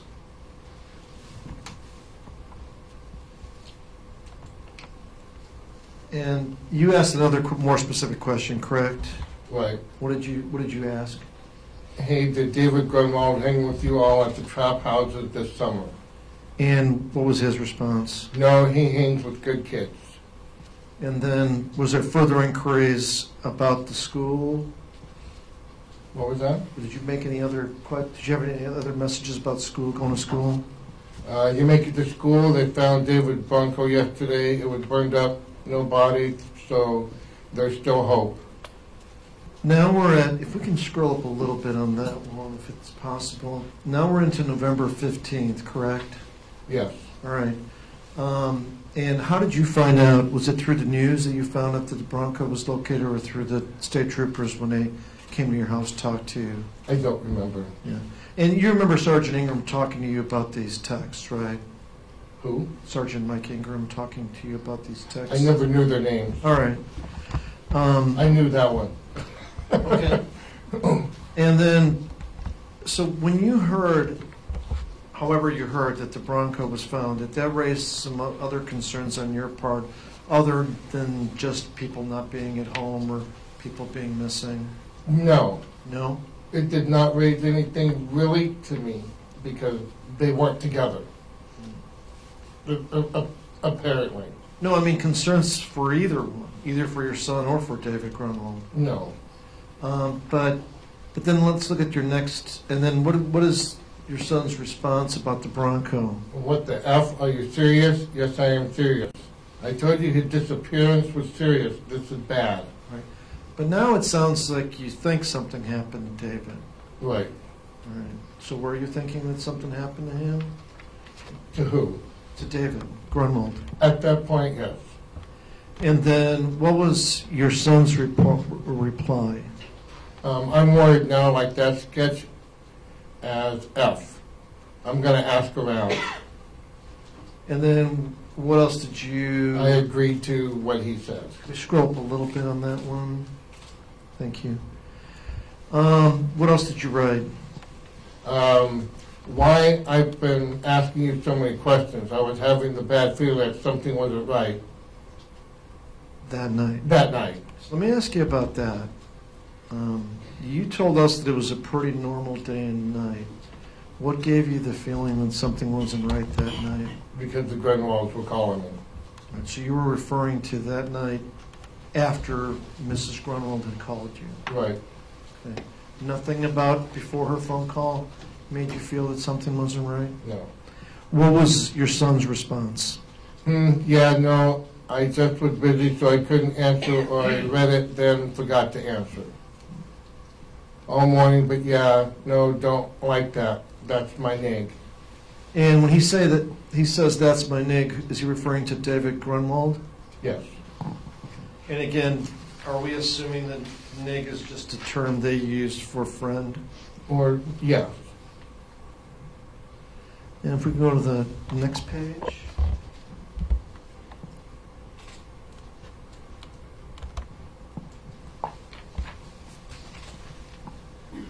And then after this point, finding out that the Bronco's been torched and stuff, I've just been creating scenarios and thoughts out loud to them, things like that. That's what I'm doing at this point. When did he finally come home? He came home that Monday, the next day. That's the 14th. Right, but here but then he left again? And then he left again. So tell us, what time did he come home on the 14th? Right after school time, Did he come back with anybody else? Dominic. Dominic Johnson? Right. And after school, so what would that have been? 2-ish, 3-ish? Yeah, And you were home? yes, And your mother was home? yes. And what did they do when they came back to your place? Sat down in the bedroom. Eric took a shower and they ate. Did you confront Eric with the question of where he was between the evening of the 13th and when he came home? No, because I assumed that because of the conversation we were having, that he was still at wherever he was hanging at in Anchorage. So did you ask him any questions in person when he came home as to where he was during that time period? Probably, and he probably just answered the question that he was in Anchorage all night. Okay. And so you recall him saying that? Yeah, And did he say what he was doing there or anything like that? no.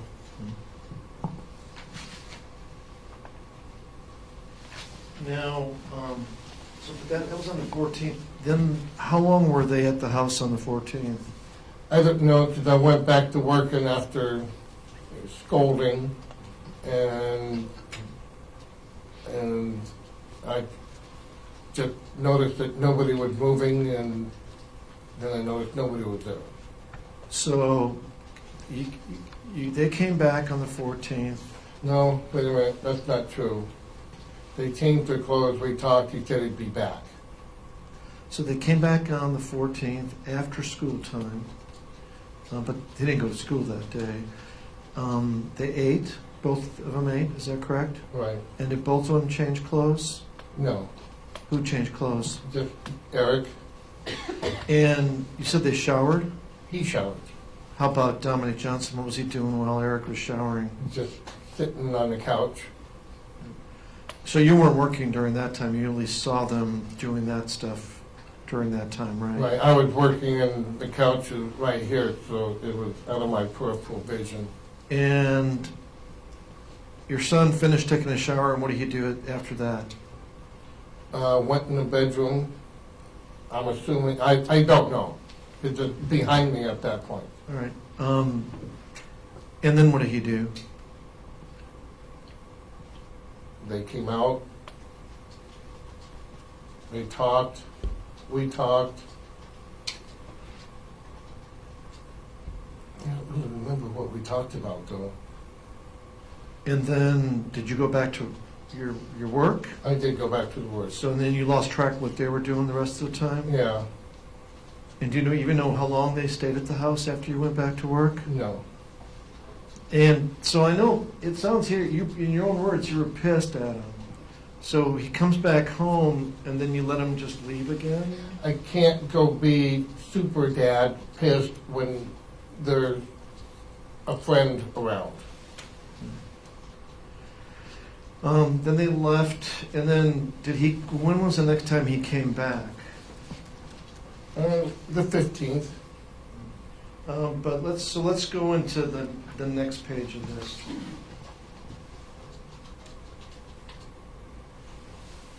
Now, yeah, so now we're at the first, on the page where the first line is, there is no see, only do. It looks like you're telling him that you're kind of, enough is enough, you're not going to crash here, you're not going to treat this place as a crash house, is that correct? Yeah, but you skipped forward from the other part that we're talking about. All right, we can go back. If you want, if you think the context needs to be there, we can go back. I think we can. We're back. All right, back. Which part here did you think was important? This is, well, because this is showing that I had asked him to come home, be home between 4 and 5 tonight. Then he's telling me that he's out of town. And I told him, And this is on the Tuesday, right? This is Tuesday the 15th. right. Okay. And I told him, then you better find a way home. Right. Okay. And then that's what we were talking about here. And he said, I might be there in the middle of the night, but I'll call on Messenger till you answer, okay? And I said, I'll try, that's perfect. Now, when you said it's not really acceptable. We had a deal. The deal was, you had this discussion on the 14th, right? Is that the context you're getting at? To be home at 4 and 5 tonight. That's our deal. And was that deal discussed when him and Dominic were there on the 14th? Or was it just... This was just this day. All right. We ready to go to the next page? Yeah. All right, let's go to the next page. It looks like you're getting frustrated. Is that right? Yep. What are you getting frustrated about?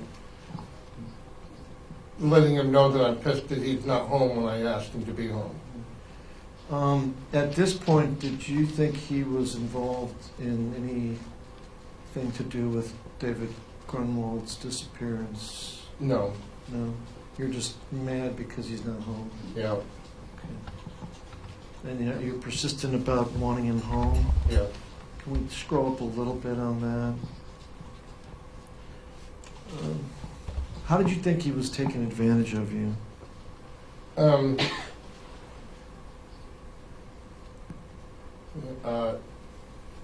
For not answering my messages and just basically ignoring me. And not keeping his word that he would be home? Exactly. And then we go into the 16th. What is he telling you on the 16th? Home. I went to bed early. Home, walked. I didn't promise you anything though, but I did give you my word, so I'm home. And was he home on the 12/26 on the 16th? Yes. So he made it back? Yes. Did he make it back alone or with somebody else? Just himself. Let's go to the next page, please.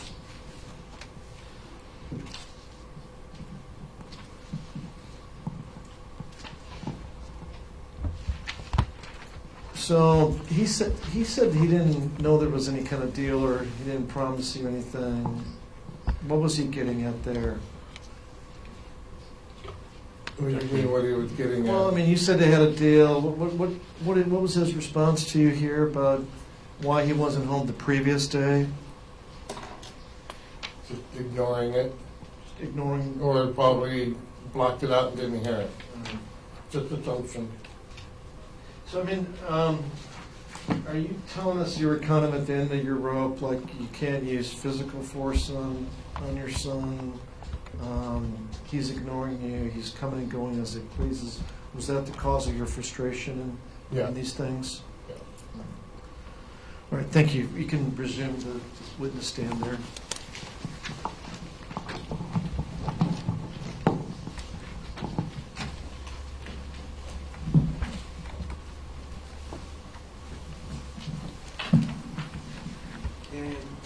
Thank you, Mr. Kovacs. That's a good place to break for lunch. Yes, and I concur. I don't have that much more, but a little bit. Okay. Alrighty, we'll take our lunch recess. Again, report back at 1:20. And they were all together at Clara's birthday party? In photos? Did you personally see photos on Facebook from Clara's birthday party? I think so, yeah. And was your son there? I don't think so. I don't remember. How about Devin? I saw a picture of Devin. How about Dominic? I don't remember. How about Bradley? Possibly. And Austin? I think so, yes. Now, may it help refresh your recollection if I showed you previous testimony about that party? Yes. Page 191 through 193.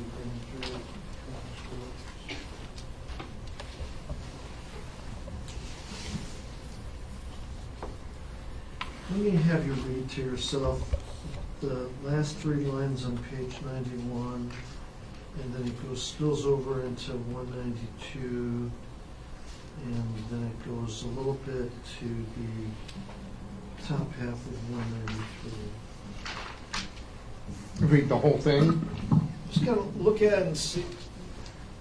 Look at it and see if it helps refresh your recollection as to who was at the party? The main thing being you weren't sure whether your son was there.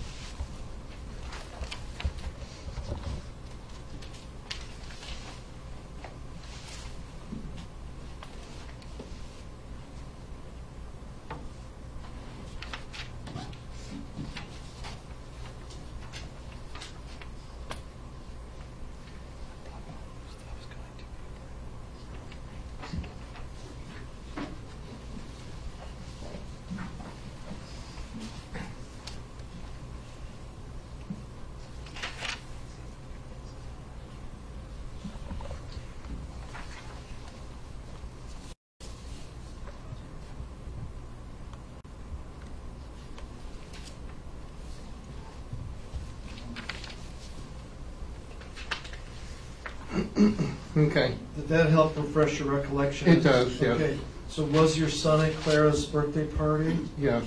And was Dominic Johnson there? Yes. Devin Peterson there? Yes. Bradley Renfro? Yes. Austin Barrett? Yes.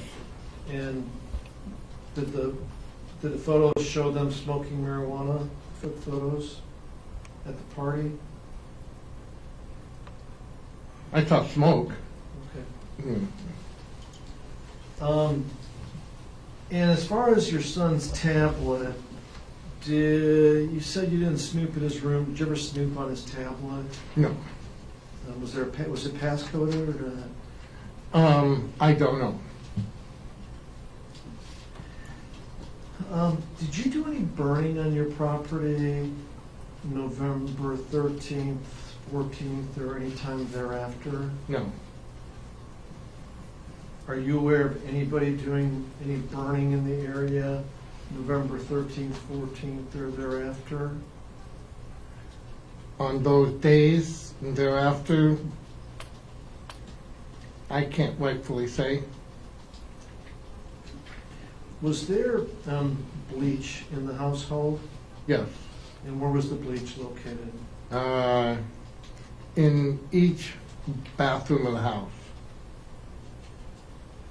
And when you say bleach, do you mean a cleaning product with the bleach ingredient, or do you mean the straight bottles of bleach? Little half gallons of bleach.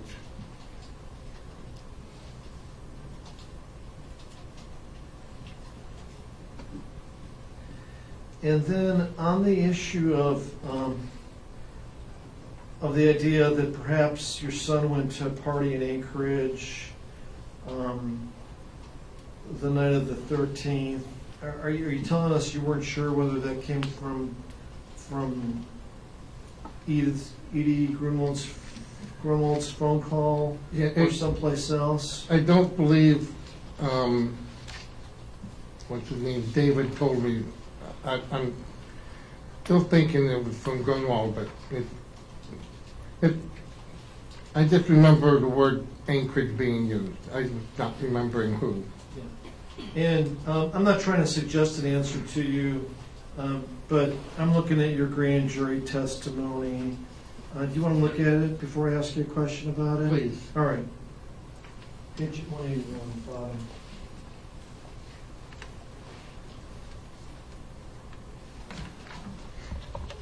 The underlined part that I highlighted, underlined.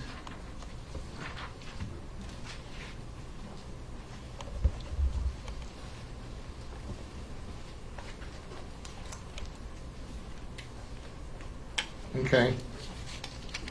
And this goes back to, do you remember whether David Evans suggested to you or told you that your son went to Anchorage, or whether perhaps the phone call from Mrs. Grunwald gave you that information? According to this, it says that David told me.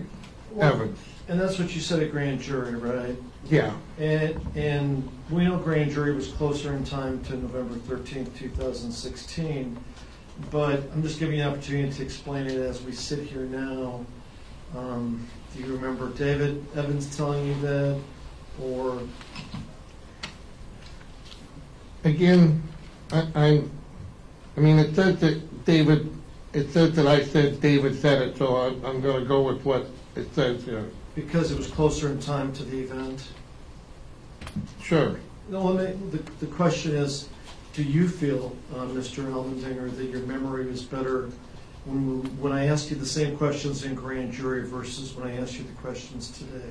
Yes. And would you agree that my inquiry here is, as far as the questions, is very similar to what I asked you at grand jury in 2016? Okay. Similar. Right. I mean, this might be a little longer. A little longer. And we have more exhibits and whatnot. Right. But pretty, as far as the subject matter, pretty similar. Yeah. And then you were involved, I guess, let me use the word involved, in the interview of your son at the Trooper Post on the evening of December 2nd, right? Yes and no. Right. I mean, well, he was contacted at your house, right? Right. Okay. And did you go to the Trooper Post? Yes. And did you have an opportunity to see your son before the interview? Not before the interview, no. Or at the beginning of the interview? No. Well, you actually sat there during the first part of the interview, right? For the first few minutes of it, yes. And then did you leave shortly after the interview was started? Yes. And was your mother there also? Yes. And did she stay longer than you stayed, or did you stay longer than she stayed? No, she stayed. And did she stay throughout the whole interview? I believe so. And then, were you still there when Crystal Carlson came to the Post? Yes. And was she eventually part of the interview also? Yes. And was your mother still present with your son in the interview room when Crystal Carlson showed up? Yes.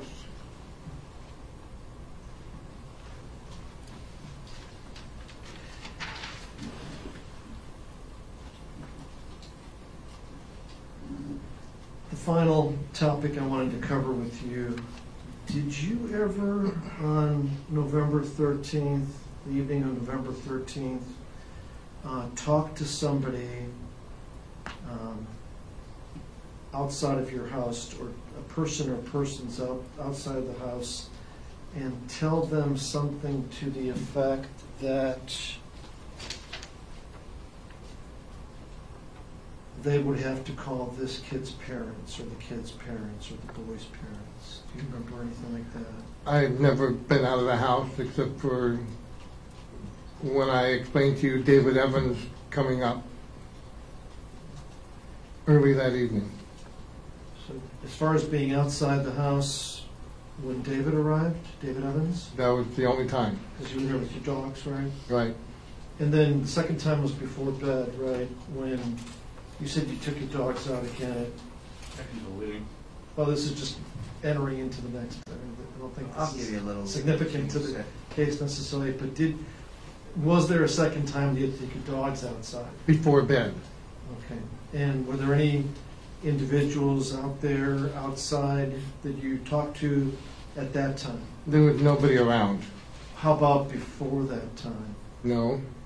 Is it possible, were you ever on the phone speaking loudly where somebody could hear you say words to the effect, you're going to have to call this kid's parents or the kid's parents? No. I don't talk to people late at night. Thank you.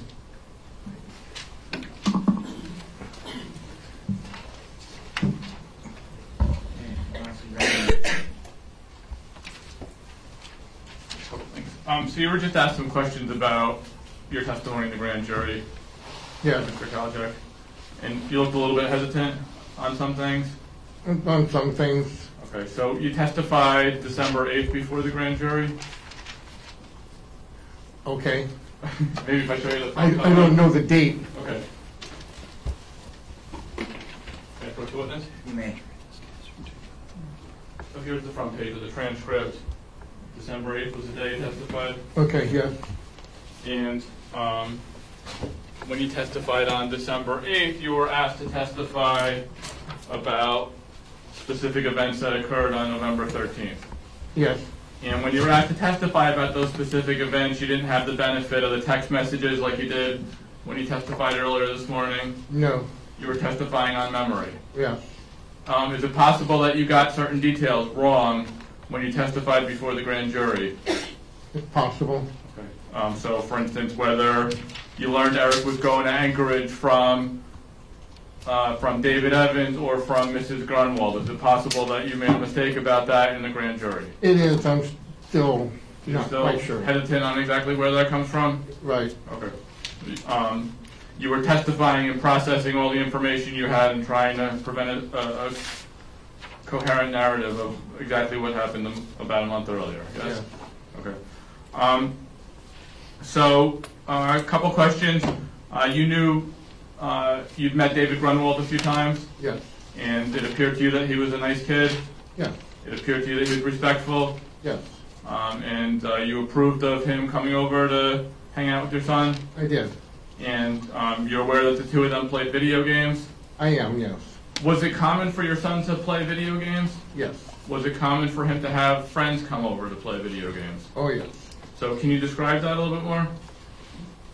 We would have what they call now a LAN party, which is a video game party. Everybody brings their video game consoles or use one of ours, and kids would bring their own TVs and cables and hook all up and play online in groups against other groups online out in the world. Okay. So you have some pictures in front of you of people, Yes. and you know that they're the suspects that are in this case. Yes. Those weren't the only friends that came over to hang out with Eric, were they? No. Eric had other friends who came over? Oh, yes. And the other friends Eric played video games with also? Yes. And Eric hung out with? Oh, yes. The district attorney asked you a few questions about Eric's attendance. Did Eric kind of always have a problem with attendance at school? He did. And can you explain more about that? He always had early in the morning certain types of food would upset his stomach. Okay. And what would happen when his stomach got upset? Nausea, sometimes vomiting on the way to school. Okay. And so he would like skip school? He would skip probably half the day. Okay. And that's been a constant thing throughout his life? Yes. Did Eric play basketball? Yes. When did Eric play basketball? Middle school. Okay. Middle school and, yeah, middle school. Did he play in high school also? He tried out for the team. And what happened? He didn't make the team. Okay. And how did you react to that? He was a little disappointed, but still determined for next time. Okay. Was Eric involved in the JROTC? Yes. Okay, what is the JROTC? It's a group of kids that learn the basics of military functions, marching, competitions, things like that. Okay. And Eric was involved in that also? Yes. Did he do volunteer work through that? He did. Did Eric have a car? No. Well, yes and no. Okay, well, what do you mean by yes? Yes, he had a car, but he couldn't drive it, no license. Okay. So he didn't get his driver's license yet? No. And how did he get that car? Apparently his mother at the racetrack got it. Okay. Was he paying his mother back for that car? As what I've been told, yes. Okay. And did Eric have summer jobs? Yes. What were Eric's summer jobs? He worked at the racetrack, giving out the tickets for entry. Okay, and you're saying the racetrack. What is the racetrack? The racetrack out in the Butte. I don't know what the name of it is. Okay. And how did he get involved in the racetrack? His mother worked there somehow. I just know she worked there. Okay. Did Eric ever help you out with your business? Of course. So describe a little bit better what your business was. What we do is we make our products and we go on the road like Talkeetna, Kenai, Homer, other areas. For a long time in Talkeetna, and they went with me every weekend for Talkeetna for the 4 days and helped me set up the booth, put products up, and then at the end take products down and close up. Did you like having Eric along with you on those? Yes. Why? He helped me make sales with customers because he had ways with other customers that I didn't have a way with. And you two enjoy doing that together? Yes. Did he help? Does his grandmother sews also? Yes. And she sells her products at the same kind of shows? Yes. Did he help her too? Yes. Helped her set up here in downtown Palmer when I was off doing another show that always the same weekend. You have headphones on right now? Yes. It's because you're a little bit deaf or a lot deaf? I am. Okay. I want to show you some pictures.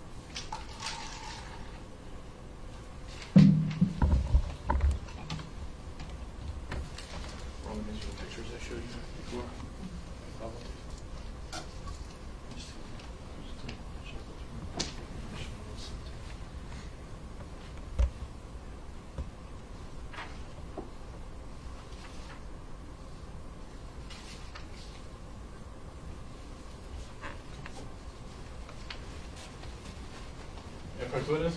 Yes. Mr. Almandinger, I'm going to show you some pictures. They're marked defense exhibits D, E, F, and G. Do you recognize what's depicted in those pictures? I do. And what are those pictures of? Of my house. Okay, and are they a fair and accurate representation of how your house looks now? Yes. And are they a fair and accurate representation of how your house looked on November 13th of 2016? Yes. I move for the admission of those exhibits, Your Honor. We have no objection. Okay. Okay. So admitted. And I just want to, let me ask you this question. Is it easy to hear outside from inside your home? What do you mean? Can you hear things like cars pulling up, car doors closing, From inside the activity house? outside of your house from inside of your house? No. Why not? House is very thick wood, hardly any windows, and spray insulation foam all inside of them. Okay. Can I have you just draw a little diagram of the house? Okay. Peel that one off. Okay. Is that one being marked?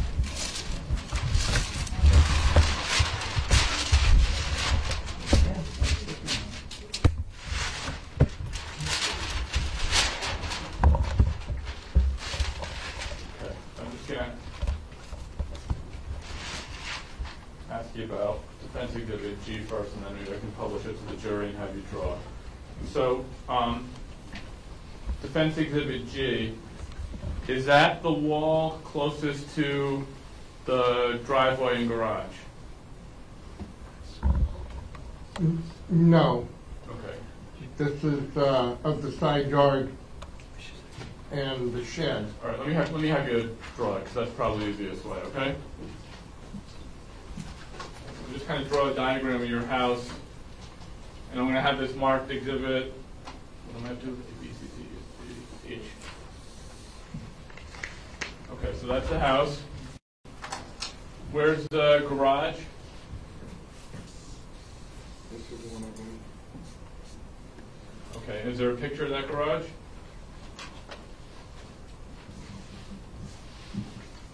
And that one, F.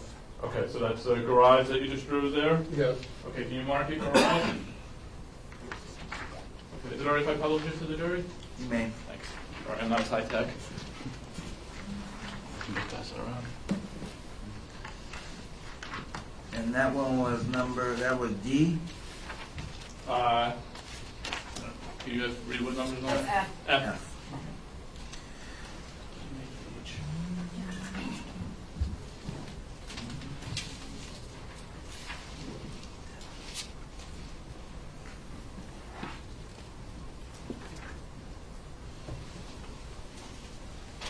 Okay, so that's the garage. Where's the driveway? Right here. Okay, and where the cars park? Right here. You guys see that at all? You know, is it easier if I pull it a little bit? Yeah. Okay. Pull it up a little closer.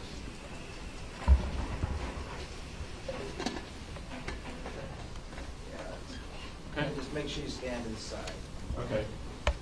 So, garage, house, how do you get into the front door? Not helping. I'm loud enough, right? Yes. How do you get in the front door? Through here. Okay. Come. Okay, so. Oh. So you're telling And give him a mic too. The one with the cord.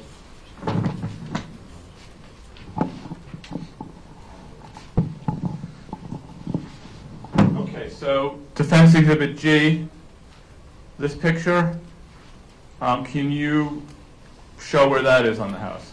I'll just pass this around if I may. May. That is this wall right here. Okay. This would be the east wall. Okay, and where's the main area that people live in the house?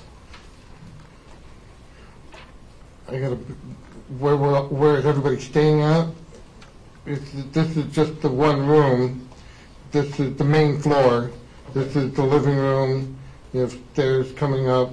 This is the kitchen and dining room here, Okay. and hallway, Okay. and computer room. Okay, and so when cars pull up into your driveway, why isn't it easy to hear inside the main part of the house? There's no windows on this side. Okay. I have a, All right, so write no windows. You want me to write it? I'll write no yeah, windows. it might look better than mine. Okay. Why else is it hard to hear? There's also trees here. Okay. You have trees here, here. Okay. Do I show the sunroom? Sure. And this is an add-on to the sunroom. Since there's no windows there, I added on a sunroom for Mom for her storage of all of her fibers. Okay. So if you're in the main area of the house, can you see out to the driveway? No, Can you hear out to the driveway easily? no. Okay, you can sit down now. Is it all right if I admit Defense Exhibit H into evidence in the eviction?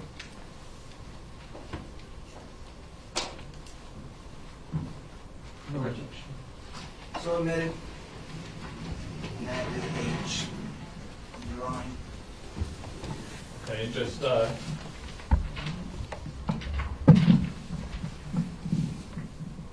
Defense Exhibit E shows that front door area. Yes, And what's in Defense Exhibit D? that's the computer room. Okay. That's this little room right here.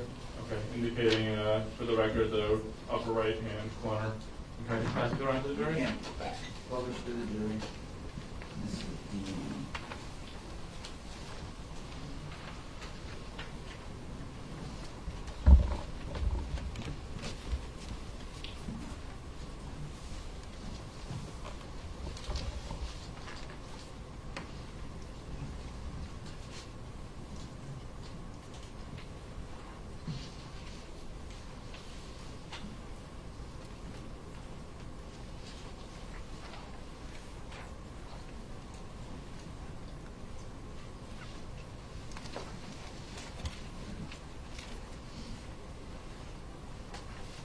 I'm just gonna, I guess, wait for the jurors to finish looking at the picture that's published, and I have no other questions for Mr. Almandinger. Thank you.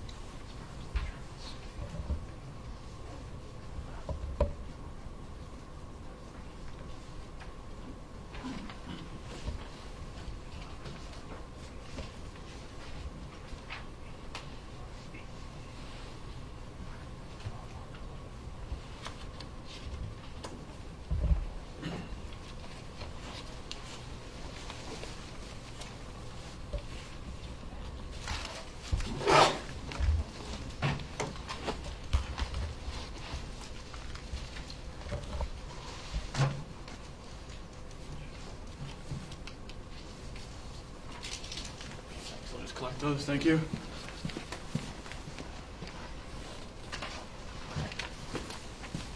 No further questions for Mr. Almandinger, thank you. Okay, redirect. Just a few.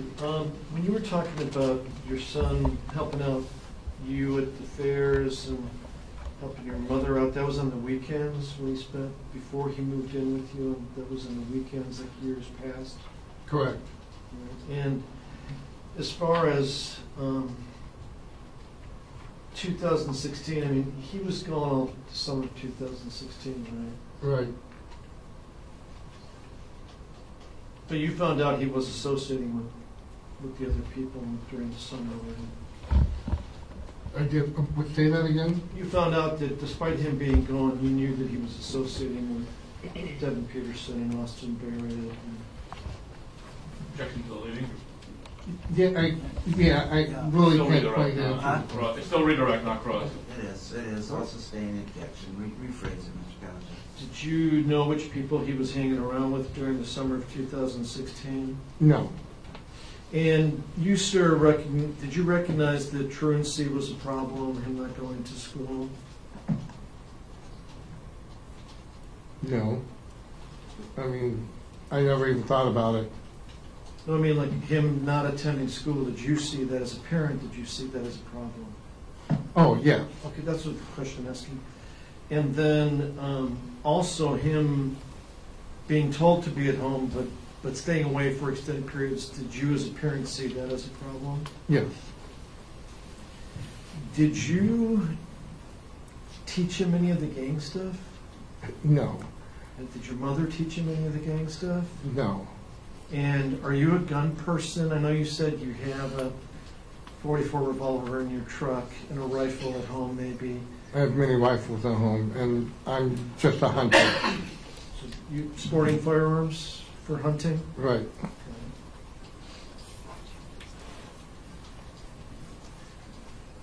And then as far as these issues of not going to school, when did that problem show itself?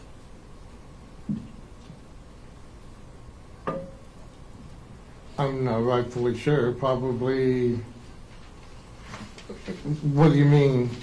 I mean, he's had things that not going to school from being sick and Aside from nausea. that, and aside That- from the, what in your mind are excused absences because of a stomach issue or whatever, the kind of normal things a lot of kids have, but as far as intentionally missing school, when did those kind of problems arise?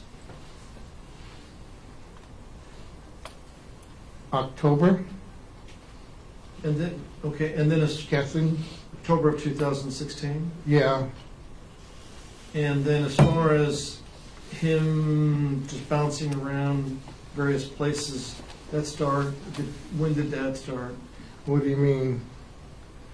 Him not living with you, when I say bouncing around, I mean not living with either parent, Okay. and just being out there on his own, doing whatever he was doing that you didn't know of. When did that start? I don't know when it actually started. I can only base it on July when his mom asked me if I wanted his stuff.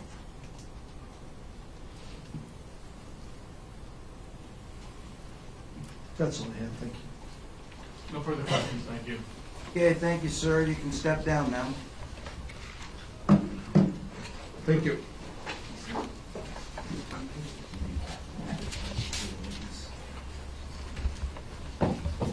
We need to just, Or no? No, I didn't, but the fact that the Bronco had been found burned up was disturbing, so myself and Investigator Ballesteros drove up there to look at the scene. And where was that scene at? It was off of Schrock Road. I don't recall the exact side road it was off of. When you got to the scene of the Bronco, what did you observe? Was the Bronco still there? Were you the first responders? Can you tell us? Yes, the Bronco was still there. There was a couple deputy fire marshals there actually handling the fire investigation. So it was in the trail. There wasn't really much noteworthy to me at that time about it, so we didn't spend a whole lot of time up there. And so what did you do next as far as your part in the investigation? After we left the Bronco, we drove by the Valley Country Store at Church Road and Selden Road, and we stopped in there and requested surveillance video from a couple days prior. And that was, you were with Investigator Ballesteros? That's correct.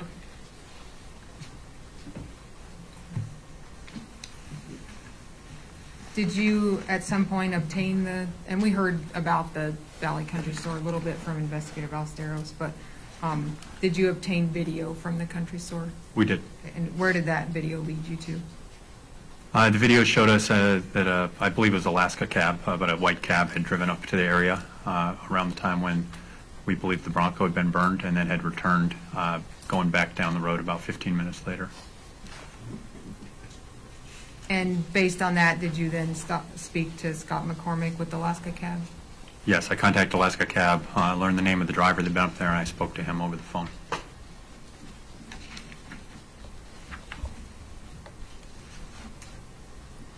After speaking to Mr.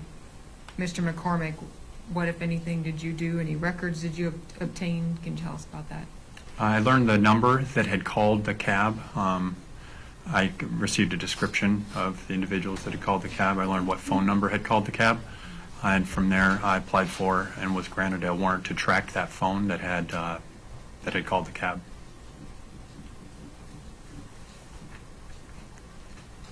And before you, or maybe it was it before or at some point you spoke to Alyssa Bledsoe, is that right? Yes, that's correct. Okay. Was that before or after the phone? That was the next day, so that was on the 22nd of November that I spoke to the cab driver, and then on the 23rd I first spoke to Alyssa Bledsoe. And do you remember where you spoke to her at? At her house. And do you remember where that was located? Yes, it's off the Palmer-Wasilla Highway in the Equestrian Acres subdivision. So did you obtain any results from the track of Dominic's phone? I did. I believe it was on the 23rd or thereabouts, either 22nd or 23rd. I think I was able to start receiving those results from the phone. The very first location that phone was at when I started receiving the contacts was at Erick Almandinger's residence. And when was that, do you remember? I confirmed my report. It was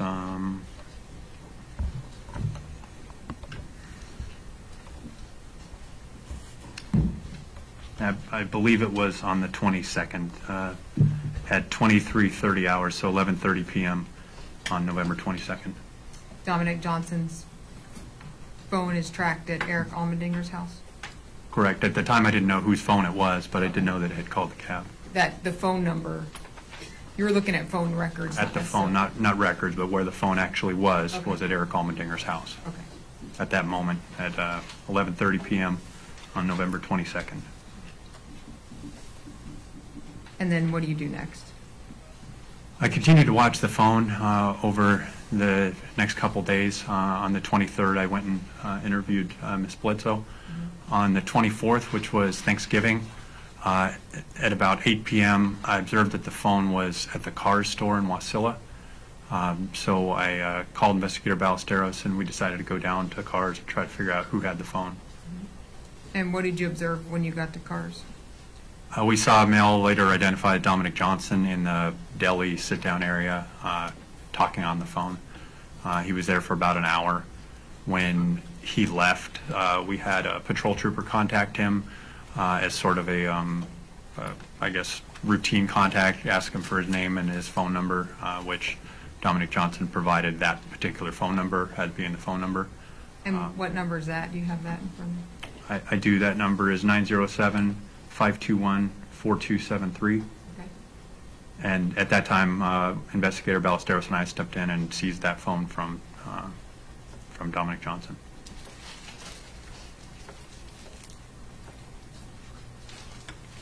May I approach? You may. Sure you was marked as City Exhibit 10.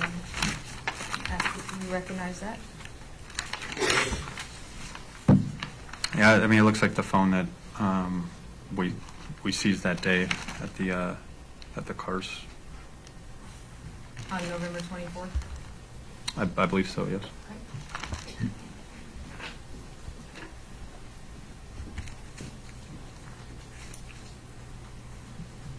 Move to admit, Judge. Any objection? No. So admitted. This is number 10. Okay. After you, did you talk, without telling me what, if anything, was said, did you talk to Dominic Johnson? Yeah, I mean, briefly spoke to him. Okay. And seized his phone. Was he able to leave cars at that point? Yes. And do you recall who he left with, if anybody? I believe it was his grandma. And so what was your next step in the case?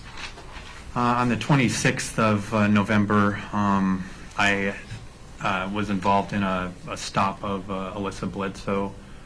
She was a reported runaway, and her parents had called and said that she'd run away, but she just returned to the residence for a few minutes.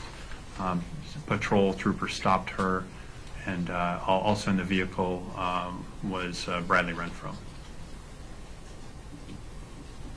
And did troopers, you or another trooper, speak to Alyssa and Bradley? I spoke to both Alyssa and Bradley, yes. And both, after that, able to leave? Yes. the scene?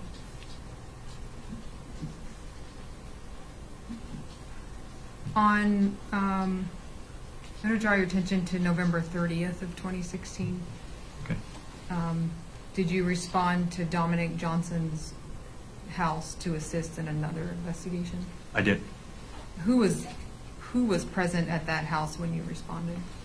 At the house when I went to that investigation was Dominic Johnson, Austin Barrett, and Devin Peterson, as well as Dominic Johnson's grandmother. And where was Dominic, Austin, and Devin located at the house? They were all inside of the same bedroom. As you walk into the house, it was the only bedroom to the right, and it was a small bedroom over there they were in. And with respect to Dominic, did he have, you seized his phone on November 24th, did he have any phones with him on the 30th? On the 30th, there were 2 phones when we initially contacted the 3 of them in that room, and the troopers were kind of walking around in there, and then the 2 phones magically disappeared. So we inquired about that, and eventually we were able to determine that Mr. Johnson had hidden them on top of a cabinet. He retrieved them for us, and at that time they were seized. And do you know whose phones those were? I believe one of them was Dominic Johnson's new phone, I guess you could call it, and then the other one was Devin Peterson's. Both those phones were seized? They were. May I approach? You may.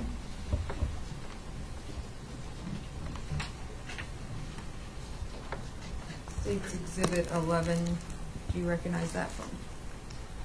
Yeah, this is the green phone that was inside that bedroom that Dominic Johnson had hid that day, and we seized.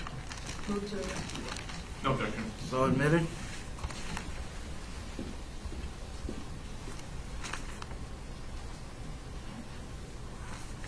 Lastly, I'll draw your attention to December 2nd.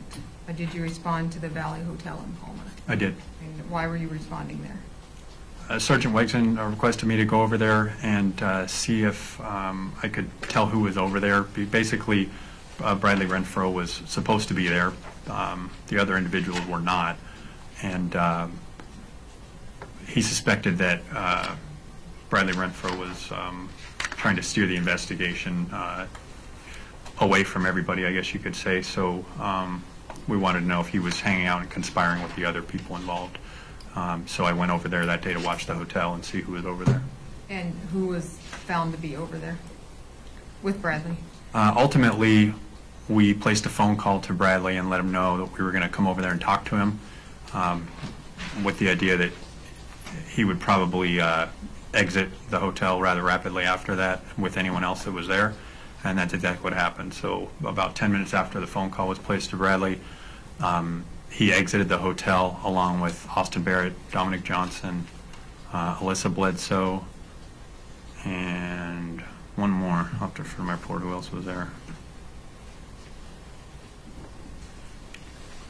Oh, and Devin Peterson was there. So Bradley Renfro, Austin Barrett, Dominic Johnson, Alyssa Bledsoe, Devin Peterson. They had all been inside of room 204. Did that group of people, did you see them leave the hotel? I did. And how were they when they left? Were they walking as a group, or did they split up? Can you tell us? They were walking as a group, and they may have split up after that. I can't recall that. Initially, they were walking as a group. Could you tell if anybody was talking to one another or anything like that? I don't really recall. I mean, it didn't seem to be anything overly abnormal about the way they're walking away. They seemed rather casual about it. They weren't running, but they were all walking away. Nothing unusual about brisk walk, fast, not running? Yeah, I don't recall anything Casual. like that.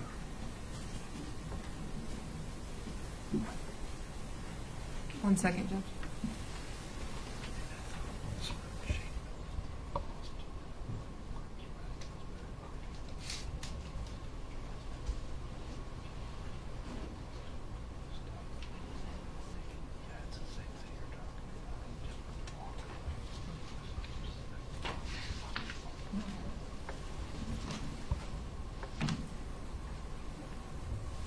Just one thing with respect on December 2nd at the Valley Hotel with respect to Austin Barrett. Did you observe any unusual or clothing that stood out in your mind as part of for the investigation with respect to Austin Barrett? We'd observed several times during the investigation photos, et cetera, of these individuals displaying a blue rag, which is a common sign of the Crips gang. And I observed that Mr. Barrett had a blue, it's a handkerchief really, but it's it's used as a gang sign, a bandana, sticking out of his pocket on display. Do you remember which pocket, front pocket, back pocket? And if it helps to refer to... Look at my report and see. It was in his back pocket. I don't know if it was right or left, but that's my recollection as well, and that's what my report says. It was draped out of his back pocket. That's all I have. Thank you. So I'm just going to ask you some questions about November 30th first. So on November 30th, you were actually called about an armed robbery, right? Yes, sir. And it was a joint investigation between the Wasilla Police Department and the Alaska State Troopers? It started off as a Wasilla Police Department call, and then the Alaska State Troopers become involved as well. That's correct. Okay, and the address that you went to was 360 West Spruce? Yes, sir. And that was Dominic Johnson's grandmother's address? That's correct. And what happened there was a victim reported a gunpoint robbery. That's exactly what happened. The victim reported that I believe Devin Peterson had called and said needed his friend picked up or dropped off, one or the other. The victim drove over there to provide a ride to this individual, and when that individual arrived at 360 West Spruce and went to get out, the victim was robbed at gunpoint of his phone and maybe some money. Okay. Hang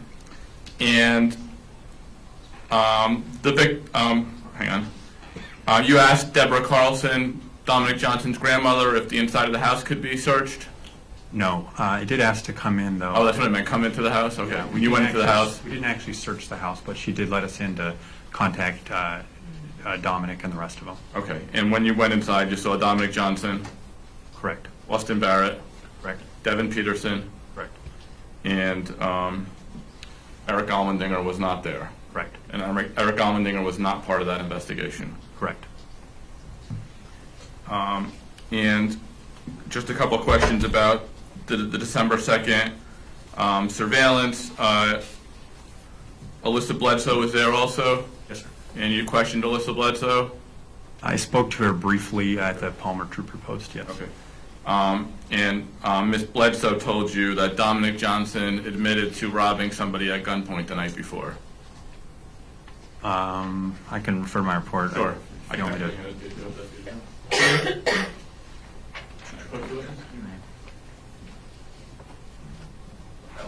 Oh, thank you. In my report I wrote, and that's what she said, was that that she had heard him talking about robbing somebody, so he hadn't told her directly. Okay. Was what she was saying, but she'd heard him talking about it. So yes. Alyssa Bledsoe heard Dominic Johnson talking about robbing somebody at gunpoint. Correct. And Alyssa Bledsoe also told you that you didn't hear it from her because she was afraid she would get shot. Yes. Okay. No further questions. Thank you. Thank you. Any follow-up? Just the one question. Are you aware, or to your knowledge, was any of the people that you spoke of arrested in connection to that report of the robbery? I don't know what the end result of that robbery investigation was. So as far as who was arrested for it, I don't know. You don't know one way or another? No, I don't. That's all I have. No further questions, thank you. Thank you, officer. You can step down. Thank you. At this point in time, members of the jury, we will call it a week. As I mentioned before, we won't go back on record in this case until Tuesday morning. Come back at the same time, 8:30. We'll start at 9. We'll be going full days, Tuesday, Wednesday, Thursday, perhaps sometime on Friday. I guess we'll just see where we're at, all right?